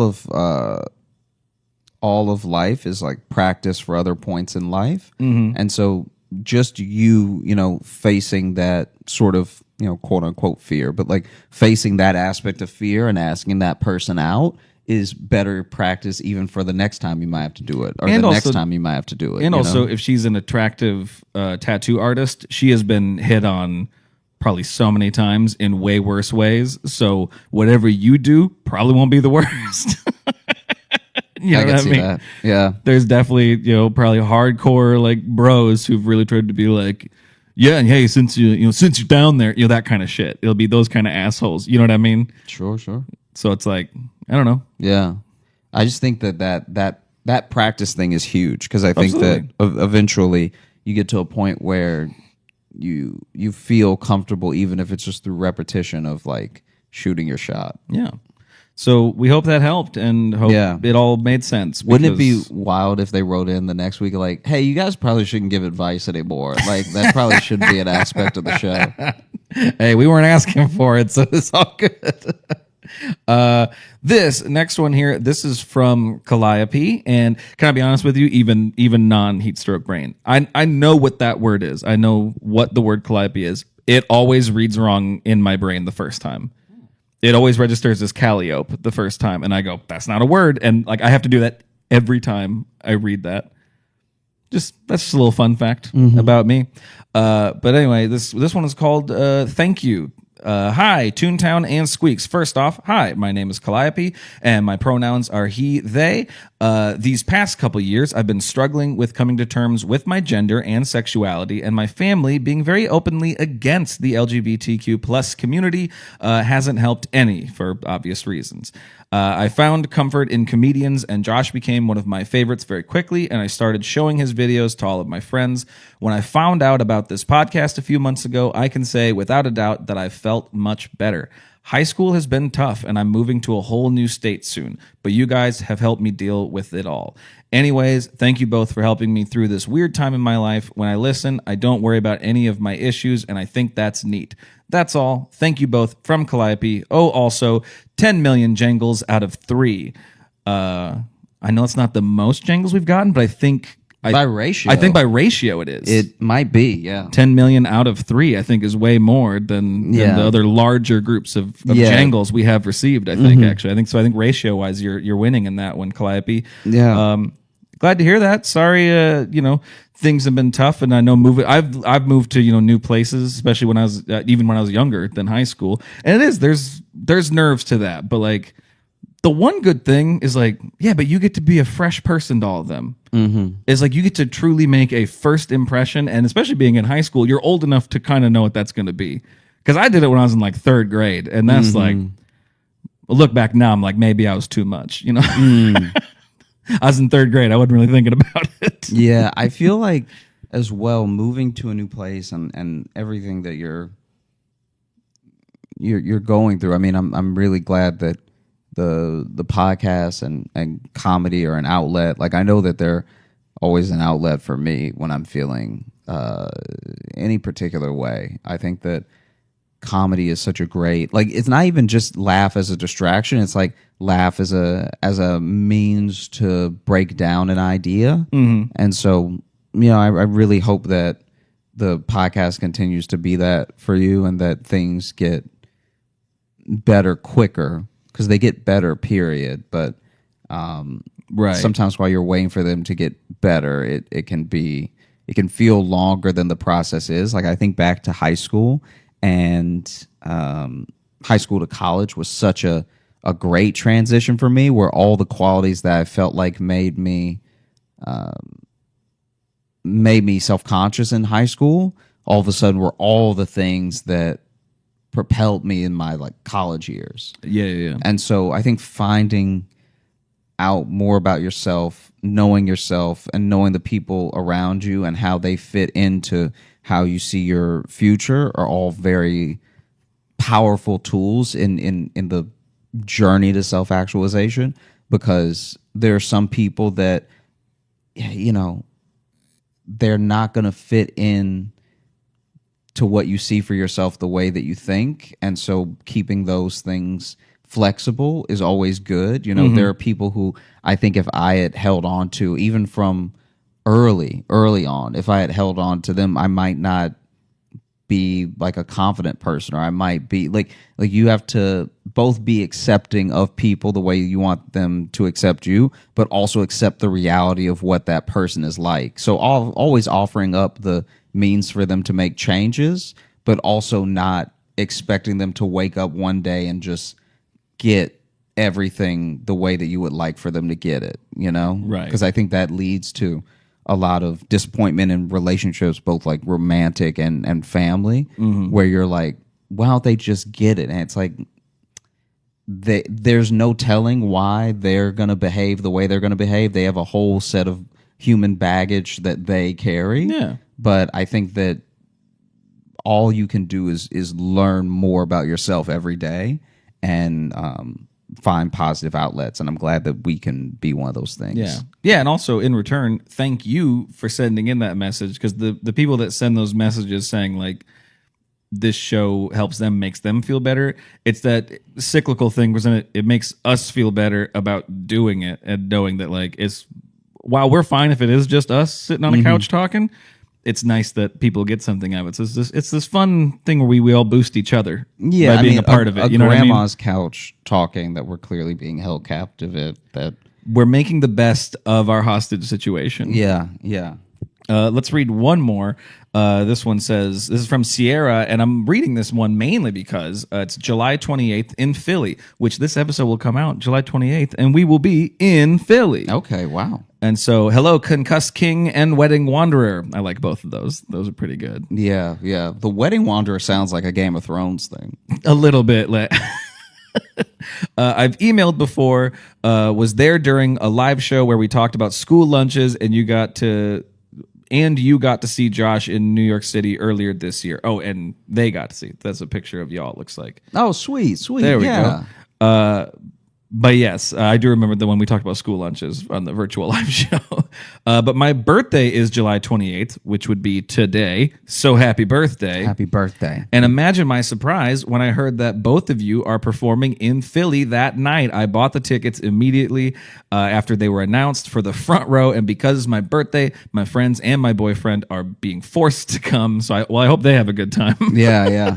It would be wild to see like two people having a good time and then three other people like just I hope to have a chance to talk to you both after the show, especially because last time I was really anxious to talk to Josh, like he was going to ignore me or something like that. I don't know. Anyway, I'll be more prepared. My question is, has Josh gone roller skating before? And if he has, is he any good? I've recently bought my own just as a hobby, and I'm okay, but when I go, there's always this old black man and his friends who synchronize skate, which I find a little cheesy and cute. Please take no offense, but I feel like that's Josh's future. Can't wait to see your show. P.S. I've shaved my head since then, and I'll be overdressed because it's my birthday, and I'm not letting the fact that it's a Thursday night hold me back. Also, I'm unfortunately the pale one. Oh, in the photo. Okay, I know you're gonna do it for your birthday. Please do not show up very drunk. If you reserved your front row ticks, please don't make us have to handle you. I have been roller skating before. How'd it go? I roller skated, then I roller bladed, and I've been several times, and none of them have gone particularly great. I'm definitely one of the, like wallflowers at a dance. Mm-hmm. I'm definitely one of the rink flowers, the rink grabbers. You know, the people who a hold on a the real entire rail time. grabber. Yeah, because then Sounds like an insult. the rink that we had near me, the closest one when I was younger, had a rink that had the sort of was the actual partition called? Like the rink is the actual partition between standing and the Right. The little half wall, whatever. so the half wall stopped at the wall. So then it was almost like a big oval with a little bit of wall where there was no half wall. So it's essentially you would grab the half wall the entire way. And then but then the railing would like stop. Like the railing would stop once it got to the wall. Gotcha. And so at least some of the rink was flat where you really had to just skate. Just you And that's clawing at a wall. always, and that's always where I fell. I would just slide down the wall whenever I got to that part. Yeah, I roller skated a little bit as a kid, but I was never a confident skater. My brother was like a roller blader, and that I never could. I was never confident enough to stand on those, and then I haven't tried in a long time, especially stuff like that. Ever since I got my really bad head injury, slipping is not a thing I'm fond of. So you know, crack my skull once, you know, shame on you. Floor, crack it twice, shame on me. Didn't really crack my skull, but Yeah. let's end the show. Thanks so much for listening to the Josh Johnson Show. We had a great time recording. I hope you had a great time listening. If you are We looking did to not catch, have a great time recording. no, this was fun. It You didn't was have fun? I'm kidding. Oh, okay. I was being hot. Oh, yeah. Some of that's gonna go. It has to. What's gonna be really funny is us kind of talking about like pretty much trashing ourselves for going on and on about it. Yeah. But then we have enough time recorded that you're gonna cut some of it. So then someone's gonna be like, "What are they talking about?" I might leave all of it. Who knows? They like when we're real. They won't like this level of real. There's literally just a thing of you choking. That's too real. I know, but that's such a great escalation of where we were at. You know what I mean? So it's hard to wrap up the You your outro. should just keep the choking and cut everything related to heat would be very funny. Because there's just me. I didn't look concerned enough on camera. So can you choke again so I could fade a little bit of like, oh no, my friend. Oh no, what is happening to him in his esophagus? You very quietly said, "Do you need me to pat your back?" Yeah, because I didn't know if you were laughing or if because my head was down when you took the sip. Right. I didn't even know you had water in your mouth. Oh. And so I just see you like hunched over like, oh. So then I'm like, do you need me to pat your back? But then you were like, no. That was good. It was So just then water. how do I help you? Do you want the Heimlich from the water? Because I wasn't choking. I was just, I forgot how to swallow liquids for a second. Yeah. That's all. And then there's I remembered. But I should still have looked more concerned because I really kept the same face And the that's the thing. entire And time. I'm not cutting it because you didn't look concerned. If anything, I'm going to punch in only on your face to show how much my friend didn't care. It's not that I didn't care. I was just confused. Imagine if you were in an office building right Go now. and finish the fucking show. No, just hear me out. Imagine if you were in an office building right now and I fell off of the roof, but then you just see me whiz by like, yeah. And like, you'd be confused. Is that a bird? No, that was me as I screamed past the window. That's me in the office. Oh, yeah. Is that a bird? Yeah. And then it's me. And so you look confused. But if we punch it on your face, you're like, he didn't even care that Josh fell off a whole building. That's all I'm saying. If you were looking to catch up with us on any of the socials, you can find me at Josh Johnson Comedy on Instagram, Josh J Comedy on Facebook, at Josh Johnson on Twitter, and Josh Johnson Comedy on TikTok and YouTube. We're going to be posting clips of the show. And if you're looking for Logan, you can follow me on Instagram at Logan M. Nielsen. And if you want to get into the mailbag like all those wonderful people there, that's joshjohnsonshow at gmail.com. Send us compliments, questions, whatever you want. We love getting them. You can also join our Patreon, patreon.com/Josh Johnson Show. We have bonus podcasts. We have bonus videos. We have access to past live shows at a certain level. And then this will be coming out the day after our Brooklyn live show. So I'm just going to say, if you were there, thanks. Thanks for coming out. We hope it was good. I'm going to go ahead and assume it was. okay. Wasn't it great? I love making memories with all of you.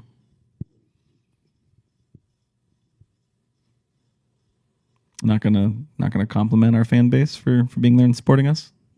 Well, you're saying you hope it's going to be great. I just know it's going to be great, so I didn't say anything. Oh, okay. Yeah. Yeah, better leave that level of hype in your pocket. Yeah, don't I? I mean, I just know it'll be good, so I don't need to. Yeah, I mean, it's kind of like if I made you a pie and I was like, "Hope you enjoy it. It's not poison." Right. You'd be like, why would you even say? But I just don't want to. I don't want to be preemptively cocky about a thing from the past. You know what I mean? No, but be cocky, because then the thing from the past will be a good present, and then in the future you'll be like, "I'm glad I." All right, fine. Let me take a retake of that. For everyone, our live show would have been last night. If you were there, you're fucking welcome. You're welcome for what we did for you. Wasn't it amazing? God, we should have charged more. There, is that better? Is that more what you were looking for? A little bit. All right, cool. Yeah. You gonna go stand in front of the fridge? No, I think I'm just gonna have to lay outside. That's not gonna be better. Yeah, finish. I've been very excited to come here. It's been years since I've been to Asheville, and I like being here because y'all have it all. You know, you have like street crime and woods crime. You know what I mean?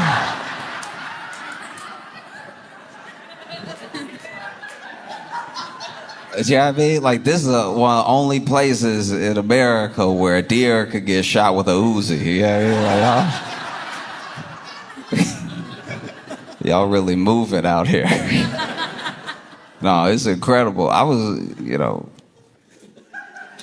last time I was here, we were on the road and we were headed to a show, and there was a dude. Okay, there's no good way to pop out the woods. I'm trying to be fair to him, right? Like, I don't know what I was expecting. I don't know how it could have been better, but there's no good way. This dude, we're passing by in the car, and, things happen fast when you're on the highway and everything, but from far away until I passed him, I see this dude pop out going...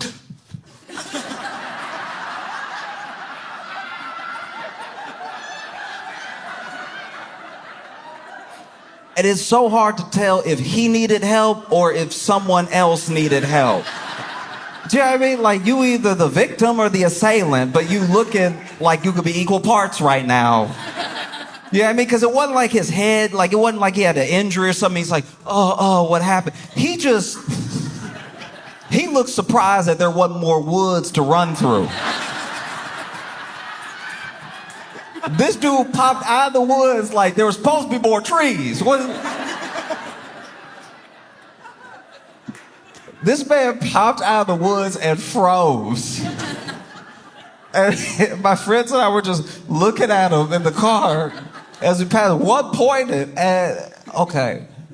He ran out of the woods as if to be like, oh, I made it, I'm free. Or, damn, they got away. I can't tell which one it was.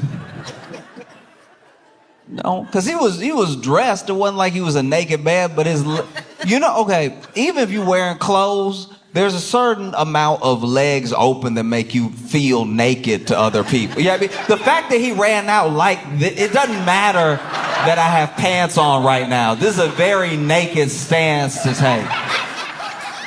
This doesn't look, these aren't regular clothes stances. And so the fact that he ran out of the woods and stopped and was looking around, it's like, you might as well be naked because you're making us a naked amount of uncomfortable, you know? My man busted out of the woods. And, I wasn't next to him. I was in a car. Thank God I was in a car. But you could just tell from looking at him, he breathing heavy, which means he was running in the woods for quite a while. Looking around all low. Why? Just stand up. Like, do you know what I mean? There's nothing to hide behind now. So being this low, legs open, looking around, this is a much more comfortable position to look around in. This man ran out, and we saw him. Okay, so we saw when he busted out of the woods, we were pulling up, So we saw him bust out of the woods, and then one of my friends pointed, and I know he couldn't hear us. Like you should know I know that. I know he couldn't hear us, and the windows were up. He couldn't hear us, right? But my friend was like, "Do you see that guy?" And right when he said, "Do you see that guy?" This man, I turned, I looked, and he looked at me. Now, I know I'm in a moving car. He probably just looking in my direction. But I screamed like he was in the car.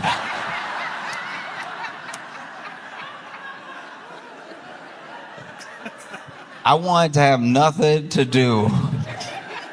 The fact that this man, I'm lit like this, and then this man... Nah. Sometimes it's not the time to smile,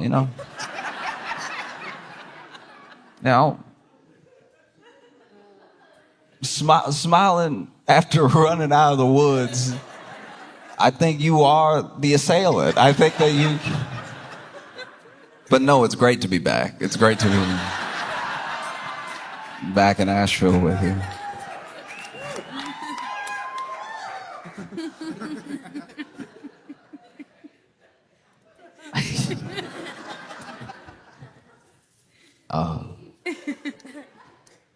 Can I tell you a story? When I was a kid,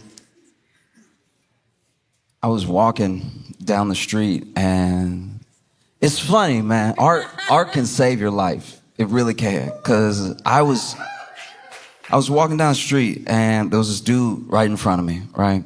And I wasn't like too close to him, but I was just basically keeping up pace with him, and we hit a light, and so he stopped, I stopped, and I was just looking around, and I saw a new mural that had been painted, and I don't know, it just fascinated me. I took a second to look at it, and I guess the light had changed, and we had the right of way, and he went off walking, and I was still just staring at it, and then just as I decided that I had taken it in enough, I turned and got ready to take that step off the sidewalk. And then in the middle of the street, this car had, I guess, run a light and was about to run another light, and it hit that guy, the guy that I was right behind, And he's okay, by the way. I mean, he did get hit by a car, but like he's the level of okay that you are years after getting hit by a car. He moved on. Like, he walked away that day. It mostly hit his ass, but like it did graze him in a way that, like, because I was just a couple steps behind him and because I've been keeping pace with him for a whole street, I was like, that would have hit me square. And I mean, they were trying to stop. They had slammed on the brakes. That's actually maybe one of the reasons I turned, because I started hearing the screech, and I saw it, boom. And he got up, but he did bounce. Like it's like if he bounced, I would have flown. I don't know why it is when you get hit by a car, sometimes your shoe fly off. I don't know why people don't tie their shoes tight enough, but like this thing like hit him from behind. He spun and he went up a little bit and his shoe flew right, but his shoe took so little resistance to fly off. Like, it would be different if he had like rolled over the windshield and the shoe flew off after that. But the shoe started flying off before it looked like he was really going in the air. It looked like he had one shoe and one sandal. The shoe was so ready to fly off. Anyway.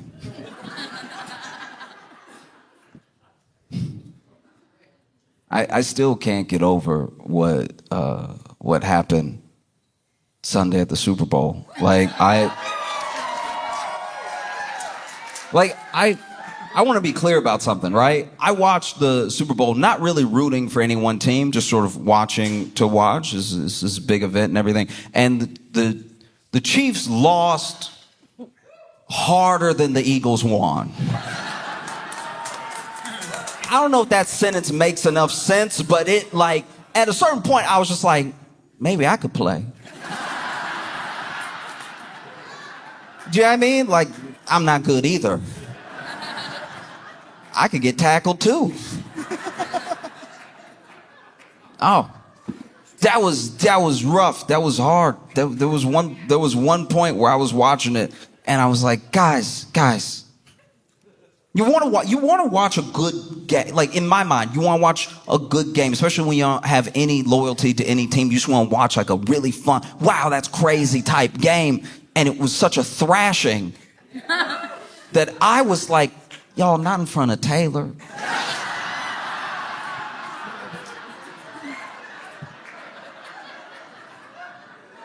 Taylor done shown up and got dressed and everything. And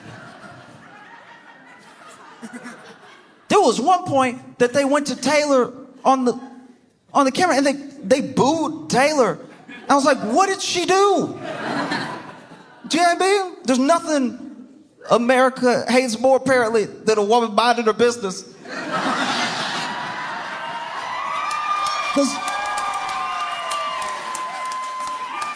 Because even she was like, I couldn't have done anything. But I tell you what, you know, I want somebody to believe in me, to really, truly, from the bottom of their heart, believe in me the way those commentators believed the Chiefs could make a comeback. The things that I was hearing made me feel dumb. I started to feel like I didn't understand football at all the way they were talking. They were talking so wild about, so first 10 points that the Eagles got, they were like, hey, fun little fact for you. Every time the Chiefs win in a Super Bowl, they come from behind. I was like, what's that? Is that, all right. Okay. And then the Eagles scored another touchdown. They were like, well, it's only the first half.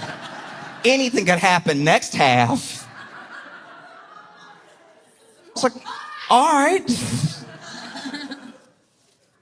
And then they you know, they have the halftime show. Then they come back from the halftime show, and then they're asking one of the announcers. They're asking one of the commentators, like, what was the mood like in the locker room for the Chiefs? Like, what was the plan? And the person they were talking to was like, they know. No, they know they like 34, 39, whatever points behind. They were mostly talking about that. They were like, oh, we got to go out there and correct that.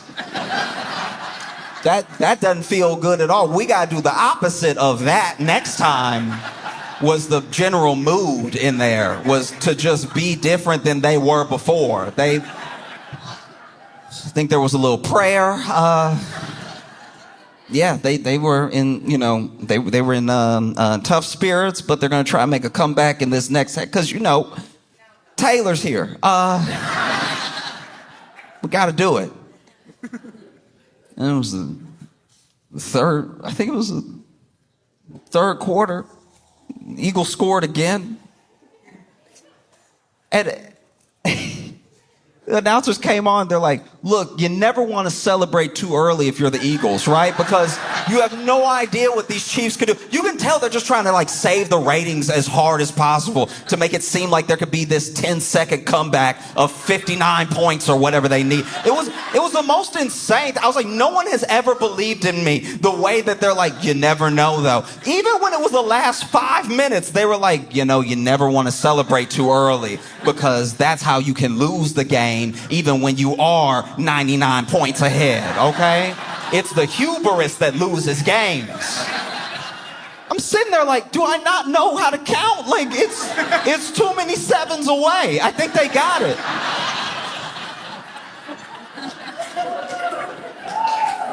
Like, I'm not the best at math, right? I'm not the best at math. I needed a math tutor, and my math, okay, I took, well, I was the algebra, okay. Math is like one of the only things that I really struggle with genuinely, and not like basic math, but math once it gets like conceptual, right? And so I had to take Algebra 1 twice. It's the only class in my life, I think, or maybe there's one other, but like it's one of the only classes I've ever failed and had to take again. right? And so I'd take Algebra 1 twice. And I was so thankful when I finally got like a C after the second time. And then they made me take Algebra 2. And I was like, last I checked, 1 + 1 is 2. I don't know what y'all are trying to do to me, okay? But I was at Algebra 1, okay, I had 2 math tutors, and one tutor quit. One tutor quit because it was, okay, they were helping me, and then I was basically getting things so wrong that they were questioning. They had to get away from me before they didn't know algebra anymore. And so then I knew I was bad. I knew that algebra was like never going to be in my job description because my second tutor, there was one time we were working on a problem and she stopped herself just short of fully saying it, but she saw me struggling so hard. This woman almost said, "Sound it out." And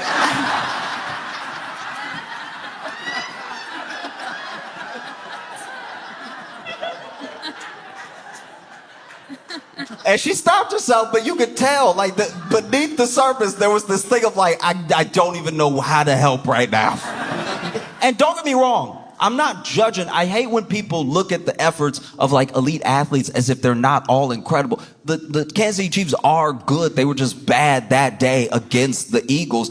I throw a football like I just got an arm. So I'm not going to be over here judging too harshly, right? It's just the way that they fought so hard. Oh no, they can pull it out. Trust me. They can do it. You know?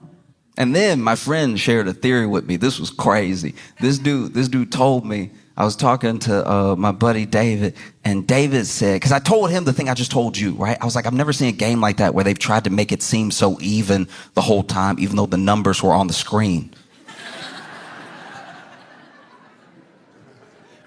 And my buddy David said that Tom Brady was one of the ones really pushing that narrative. And he thinks that it was because Tom Brady is jaded from the fact that off of this potential three-peat, people are already calling Patrick Mahomes like a GOAT, like putting him in that conversation. And so they're like, they're basically lifting up Patrick Mahomes very quickly and very young, very like, you could even maybe say a little early in his career for the GOAT conversation. And then Tom Brady, who's obsessed with the game and gave so much of his life to it, sees that and feels some type of way.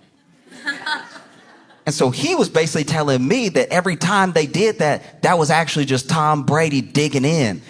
And I watched some of it again, and I think he might be right. Because it was coming off hella sassy when you watch it back with that context. Like when you see Tom Brady commentating on the game, he's like, yeah, Mahomes. I mean, you never know with these Kansas City Chiefs and how good Mahomes is. Maybe he can come back from 30 points. I mean, maybe he's just that good. We don't know, right? A lot of people are calling him the GOAT. I mean, not today, but a lot of people are calling him the GOAT. So maybe he could do it. Interesting strategy, getting sacked again. I've never seen anything, but this Patrick, he's good. He's very good. He's probably used this as a strategy to lose by so many points in the first half that he really comes back in the second half. Because he can, because he's Patrick Mahomes. You know, back when I was playing, I tried to not get sacked, but I guess if I had been sacked more and then won after that, people would be more impressed, but it's...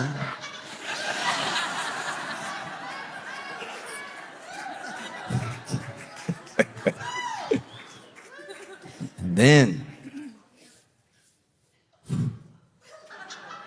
then you had the Super Bowl halftime show.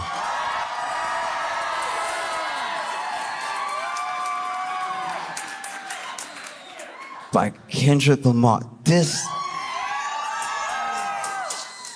was crazy because, okay, everyone has their opinions about it, right? But I know when I was watching it and it started, and I saw Samuel L. Jackson.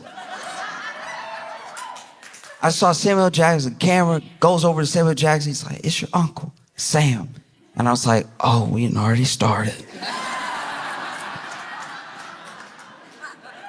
that was dope. That was dope to have Samuel Jackson as Uncle Sam was dope. Because one thing is obviously the little like wink wink cute thing, right? But one thing that Kendrick is incredible at doing, something I haven't seen people really be able to do, whether it's through music or imagery, is layers to a story. And there's multiple layers to everything that happened, right? Samuel Jackson is playing Uncle Sam in Body of America, welcoming us to the Great American Game. The Great American Game is in the game of Kendrick's life that's about to play out, right? That's why we see the PlayStation controller on the football field, the game as in football, and the game as in the thing that we're all in, the thing that we all play. Whether you feel like you're playing it or not, you're a part of it.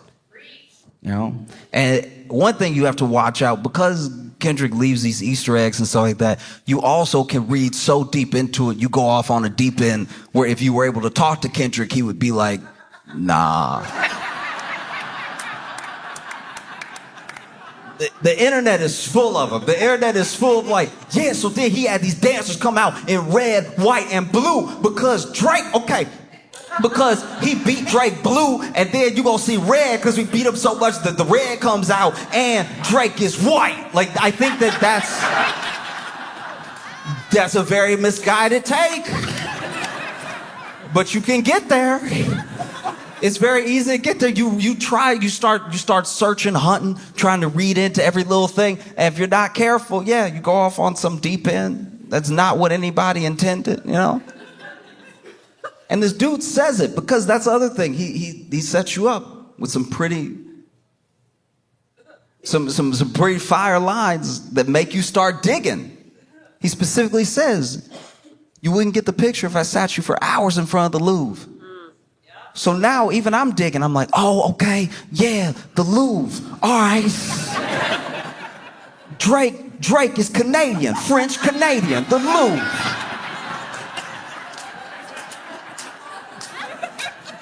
Yeah, French Canadian, the Louvre, like in France where they keep the art, but Drake's not an artist, no.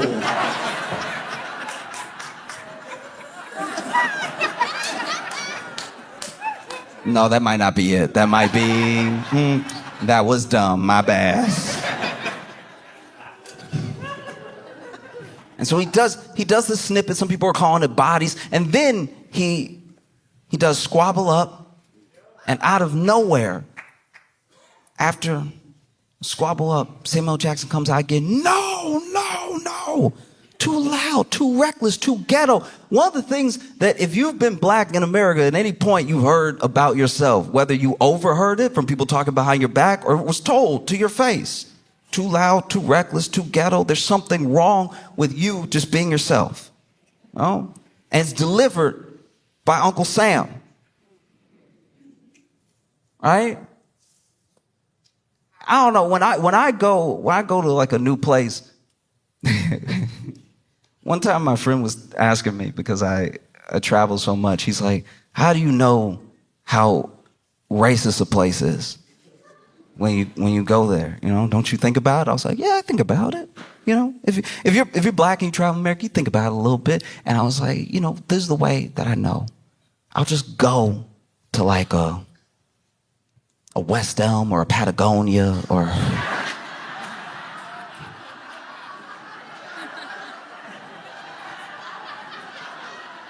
a Lululemon, or I'll just walk in and look around, do a little shopping, and just smile at people. And however long it takes them to smile back is probably how much danger I'm in. You know, you go into Patagonia, you smiling at everybody. Hey, and you get a couple smiles back quick. You're like, all right. We're safe. But if you walk into a West Elm and everybody just looking,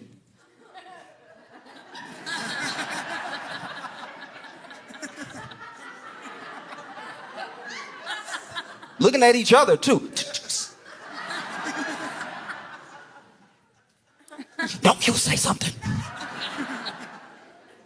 Somebody finally approaches. They're like,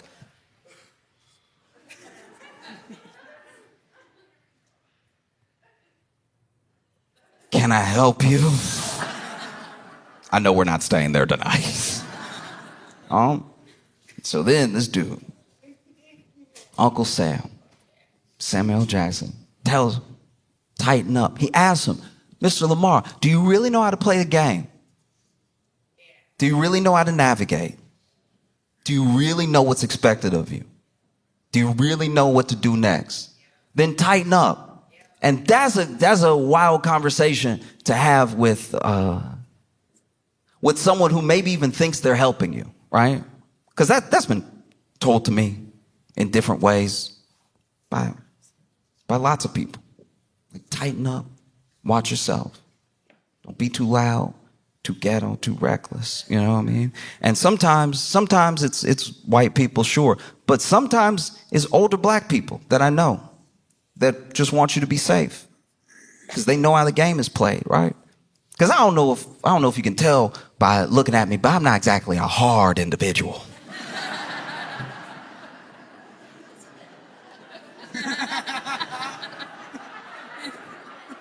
Do you know what I mean? Like, I'm not.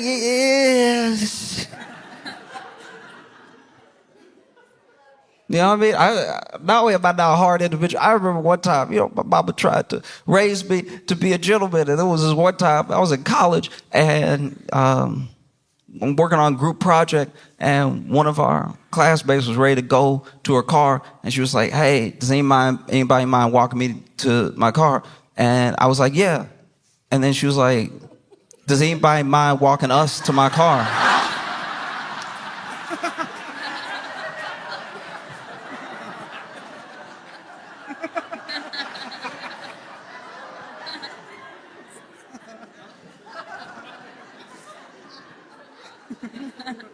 I'm not a hard individual. You know, I'm smiling at everybody. Literally, I use the smile test. That's how I know if a place is safe or not. I smile. I make myself open, right? I show I'm no threat.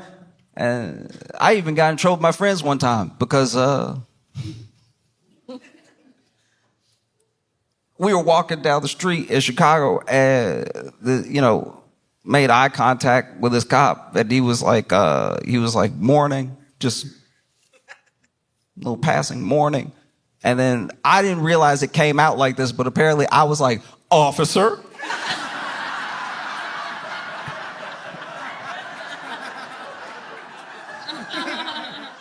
I don't remember it like that, but apparently that's how I sounded. My friends were very upset with me. One of them said I said it like I was welcoming him home. I thought I just said, officer. Apparently I was like, officer? So once again, I'm not a hard individual. So if I've got the speech, if I've got that speech, tighten up.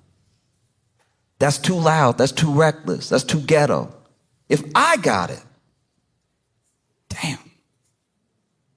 There's no end to the game that you can try to play with respectability politics. You know, you can either be yourself or you can't. And if you can't, then to whatever degree that you can't, doesn't really matter. Do you really know how to play the game? Then tighten up. It goes into man at the garden. And man at the garden is one of those things. It's a refrain. I deserve it all. All these things, right? And he's on the block. And you see these boys on the block, so black. Gold teeth, dreads, everything. And then they scurry. They see Uncle Sam coming. Uncle Sam walks up. Kendrick's already walked off. And he says, oh, you brought your homeboys with you. Okay, little culture cheat code. Turns to the camera and says, scorekeeper, deduct one life. And some people didn't hear it. Apparently the mixing wasn't great for everybody. So there were some people whose review of Super Bowl halftime was pretty bad, and some people thought they were just being haters. But no, genuinely, depending on where you watched, it depended on the mix that you heard. So there were little things that Kendrick said that either went over people's heads, they didn't quite hear, music was too loud, too soft, whatever. I was watching the Super Bowl halftime on Tubi, and Tubi did incredible. Tubi knocked it out of the park. I was like, man, Tubi was like, this is our chance. We cannot mess this up. A lot of people don't know we exist, and we're literally free. We have to knock this out of the park. And they did, because I heard everything. I saw Samuel Jackson turn, scorekeeper, deduct one life, and that thing hit me hard, because that is what happens. That is part of the game. You should know that. That's one of the reasons that it's sometimes scary to stand up. It's scary to be different, because whenever you build community, they usually deduct one life. Whenever you make a movement, they deduct one life. And there are plenty of examples of it happening with black people and black culture, but it is everybody, just so you know. No matter who you are, no matter what you look like, no matter when you came to this country, try to start a union.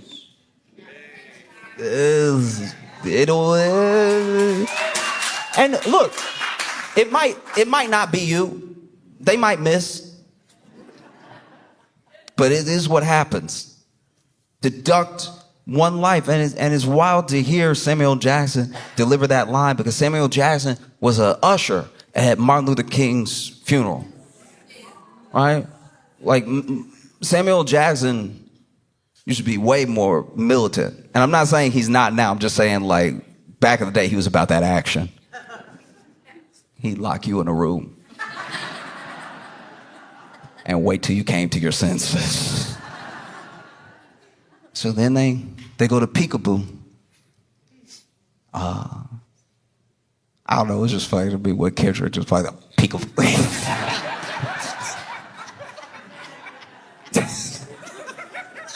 Nah, I had to laugh. People have so many theories about Peekaboo, about him using Luther and all the stars, SZA coming out, being on the triangle. Like, I'm not acting like I caught every single thing, but I know that when Samuel Jackson pops up again and he says, yes, see, that's what we want. That's what we want. That's what America wants. Nice, calm. You're almost there. Don't mess this up. Right? Yeah. Because if we're being honest, that is the truth of the matter. People, even sometimes people who love hip hop, love black people, love anyone different the way that people love those tigers they take pictures with. I don't know if you've ever been on Tinder, but every once in a while on Tinder, there'll be somebody with one of their pictures is just them next to a full-blown tiger, hugging them. And the tiger's sedated as hell. The tiger is over here.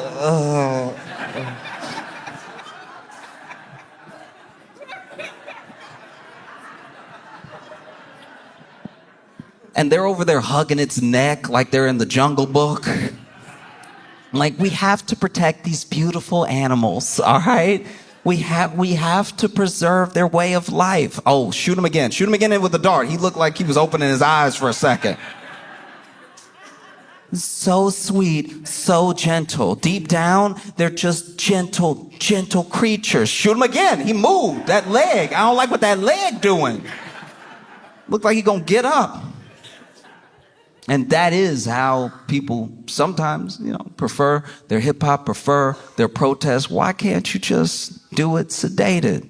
Why can't you just tone it down a notch, right? And then he plays Not Like Us. And people lose their minds. I loved him. I loved him playing it because of what he said when he started it. 40 acres and a mule. This is bigger than the music. They tried to rig the game, but you can't fake influence. That's wild. If you really think about those lines in any context outside of the Super Bowl, outside of Drake, the song, Not Like Us, everything, they still stand all on their own. How many of us feel like we're in a rigged game? And it was beautiful to watch Not Like Us get played on that world stage, you know?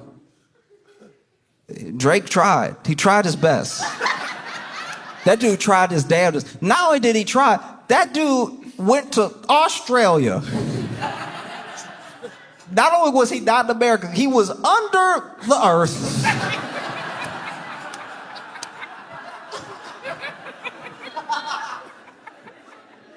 This man went under earth to do, to his credit, I'm not acting like he's not a big artist. I'm not acting like he doesn't have an album dropping this weekend. I'm saying like this dude went under the earth to do an arena show just to make sure at least these people aren't watching the Super Bowl.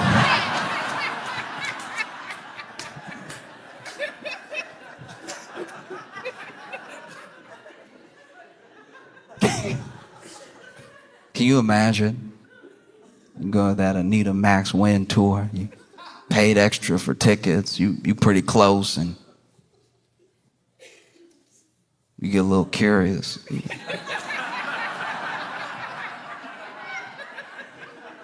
Drake on stage. What is that? What is that? Get him out of here.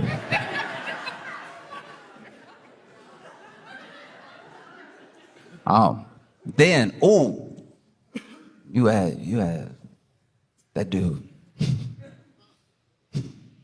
That dude performed Not Like Us. When I was what was it, like 2 years ago? I went to visit my friend. Now, my friend had a baby years before that. By the time I met his kid was 5, because we hadn't seen each other a really long time. And cutest kid. It's crazy that my friends are having kids because I can see, you ever see somebody who looks so perfectly like a mix of their parents? You see perfectly both of those people in this new person. And we were supposed to hang out all day, and he went and we were in the kitchen, and he grabbed something for us to drink. And so he had poured himself an almond milk, poured kid something, was like, "Will you want anything?" I was like, "Oh, I'll just take that." And then poured me something. He's like, "I'm gonna just go ahead and get changed. I'll be right back." He goes upstairs, and now it's just me and his kid. And I'm like, "How you doing?" He's like, "I'm good." And it's crazy because he even had I'm just meeting this kid, but he already had my buddy's mannerism. Just that shoulder thing. "I'm good." It's exactly like his dad. "I'm good." It's like, "Oh, okay. You having a good day?" He's like, "Yeah."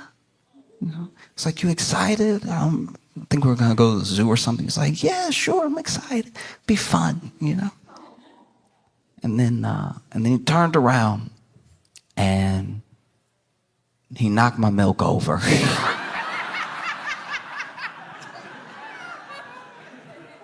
And this kid had been so sweet up until this point. I was sure it was an accident, right?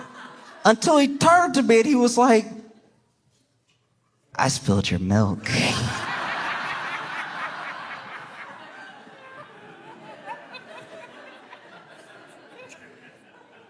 And when I tell you that thing was imprinted on my memory, like I had actually forgotten about it for these like 2 years. Until Kendrick said, "Say, Drake."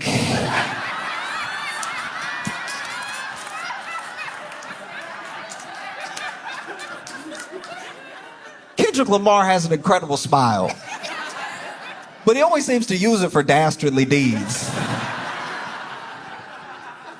This man said, "Say, Drake." I haven't been that scared. I know he was talking to Drake, but even I was at home like, ooh. Like, that man whipped around and said, "Say, Drake," like he just ran out of the woods.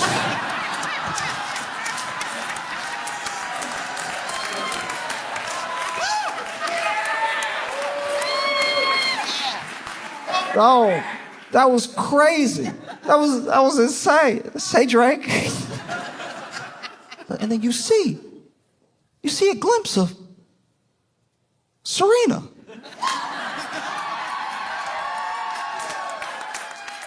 I couldn't believe I saw Serena dance. I was like, "Is that Serena?" And Kendrick and Dave Free must have known we wouldn't believe it was Serena, because then they showed her again. I was like, "Well, that is Serena." That's Serena over there, crip walking. Which, if you pay attention to the layers Pay attention to the storytelling. One of the most beautiful things about Serena being on stage, crip walking, dancing, right, is not just as a sort of FU to Drake, right? Because it is. Because her and Drake, you know.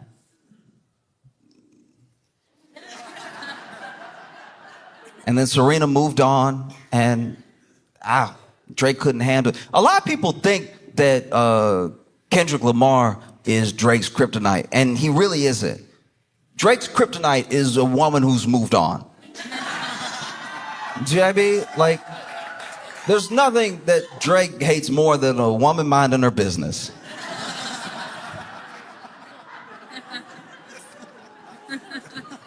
And so he would make songs, little sneak disses at Serena, little sneak disses at Rihanna, all this stuff, right?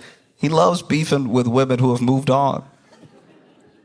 The best way I can sum up Drake to me is one time I was in Chicago, and apologies if you've already heard this little quick story, but I was in Chicago and I was sitting on the train, and this woman gets on the train, beautiful, like knockout gorgeous woman, right?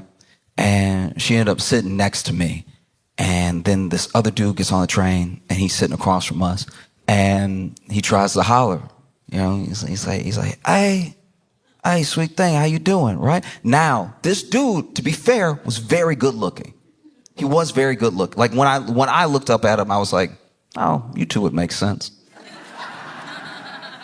Very good looking dude, put together, everything. And he's like, hey, sweet thing, how you doing? What you doing? Where you going? How's your night? You know? And then she looks up from her phone and she goes, oh, nah.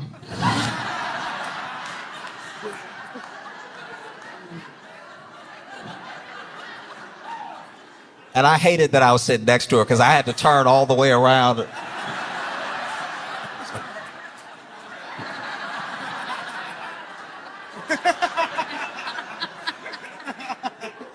But she goes, oh, nah. And he just sits there. Sits there for like, maybe 40 seconds. And then train doors open. And he looks at her and he's like, you can't hurt me. And then he got off the train.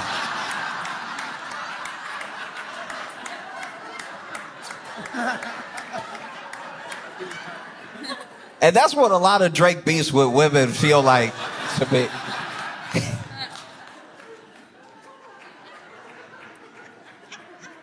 Because the layers of Serena dance is not just like this FU to Drake. Is one, also, we're playing the game, right? We're all part of the game. And it's a black woman having a good time. Was also pre-revolutionary. You know? And if you follow Serena, and if you follow tennis, you'll know that when she did the same dance at Wimbledon, they came for her hard. They said it was too loud, too reckless, too ghetto. And now she's doing it in front of the world.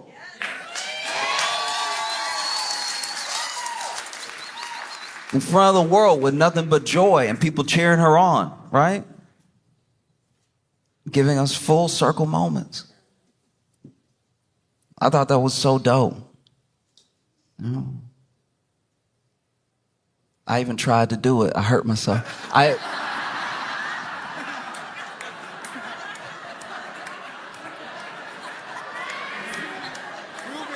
popped right up. I was like, oh, Serena!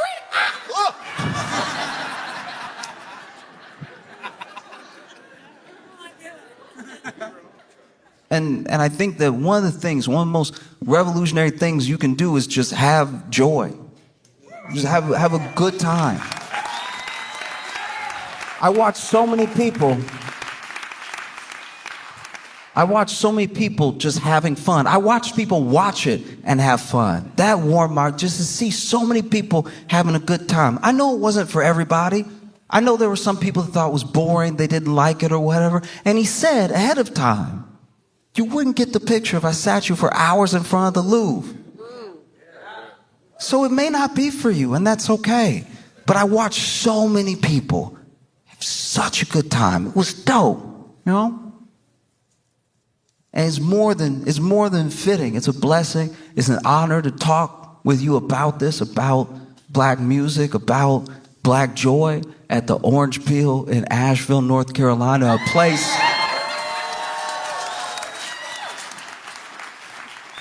that in the 60s and 70s had incredible black acts, you know, was sometimes one of the few places that they could get booked, where black-owned radio stations had DJs do party nights. Like, it's great to be here, and I appreciate you having me, you know?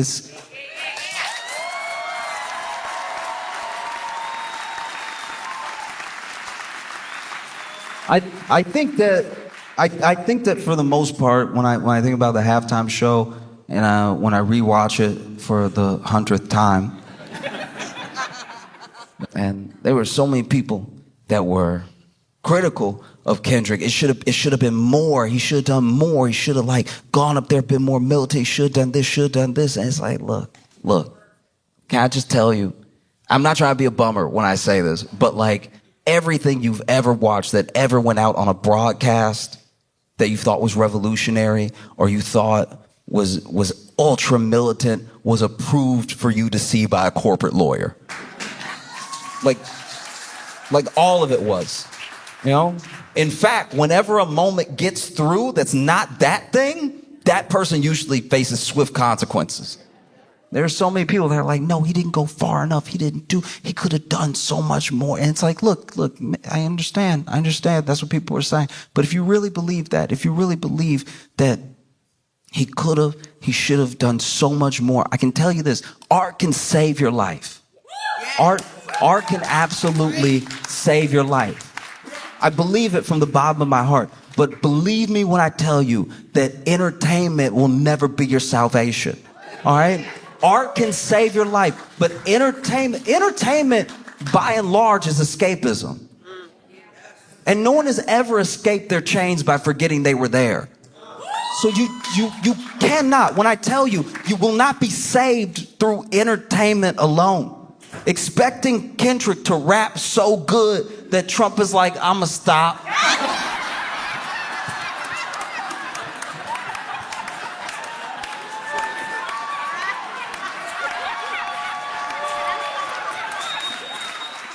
Like, be serious.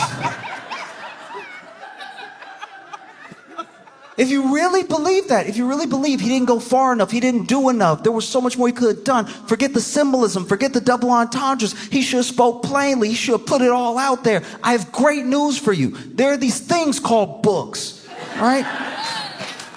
There's these things called books, and every revolutionary that the government was scared enough to murder, almost all of them wrote one before they died. And they're so confident that you won't read it, they have it for free at the library.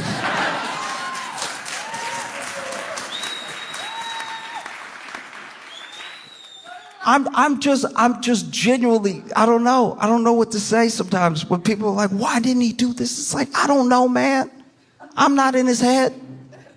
You know, he's great. You can't expect him to save you. He did an entire album where he said he wasn't our savior. The whole album where he was like, yeah, but I rap. I think it was incredible. I think it was a phenomenal show, especially in a year and a time where there are people that would have Black history disappear. You know, there are people that would have us forget. And I think the only way to stop Black history from going away is to make more of it all the time. Make new history all the time, new moments, you know? Because so many people were like, man, it was so boring, I didn't get it. And it's like, you know, it's the most watched thing right under the moon landing, but I'm sure that was hate watching. You're right. I think that whatever you take away from the performance, if it's art that touched you, that made you feel something, that's good. That's all you can hope for. But if you want like a revolution, if you want change, you're probably gonna have to go outside and get some or make some. That, like, if you want, like, because then, you know, he plays Not Like Us, and then we all scream Mustard. DJ Mustard comes out, they're dancing.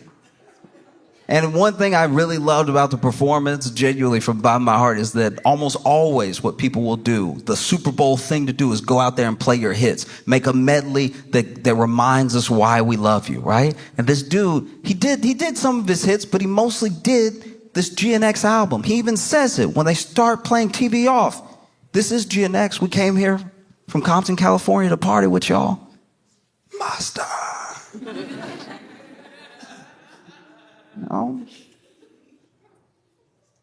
Then the Super Bowl halftime show ends after he hits that TV Off, game over, cold stuff.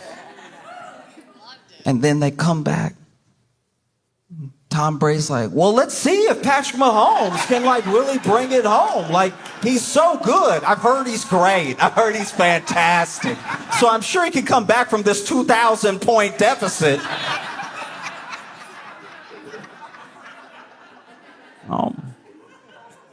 No, for real though. If you want change, art can save you. Entertainment will never be your salvation. And so if you really want to see a different neighborhood, a different country, a different world, you probably have to turn TV off.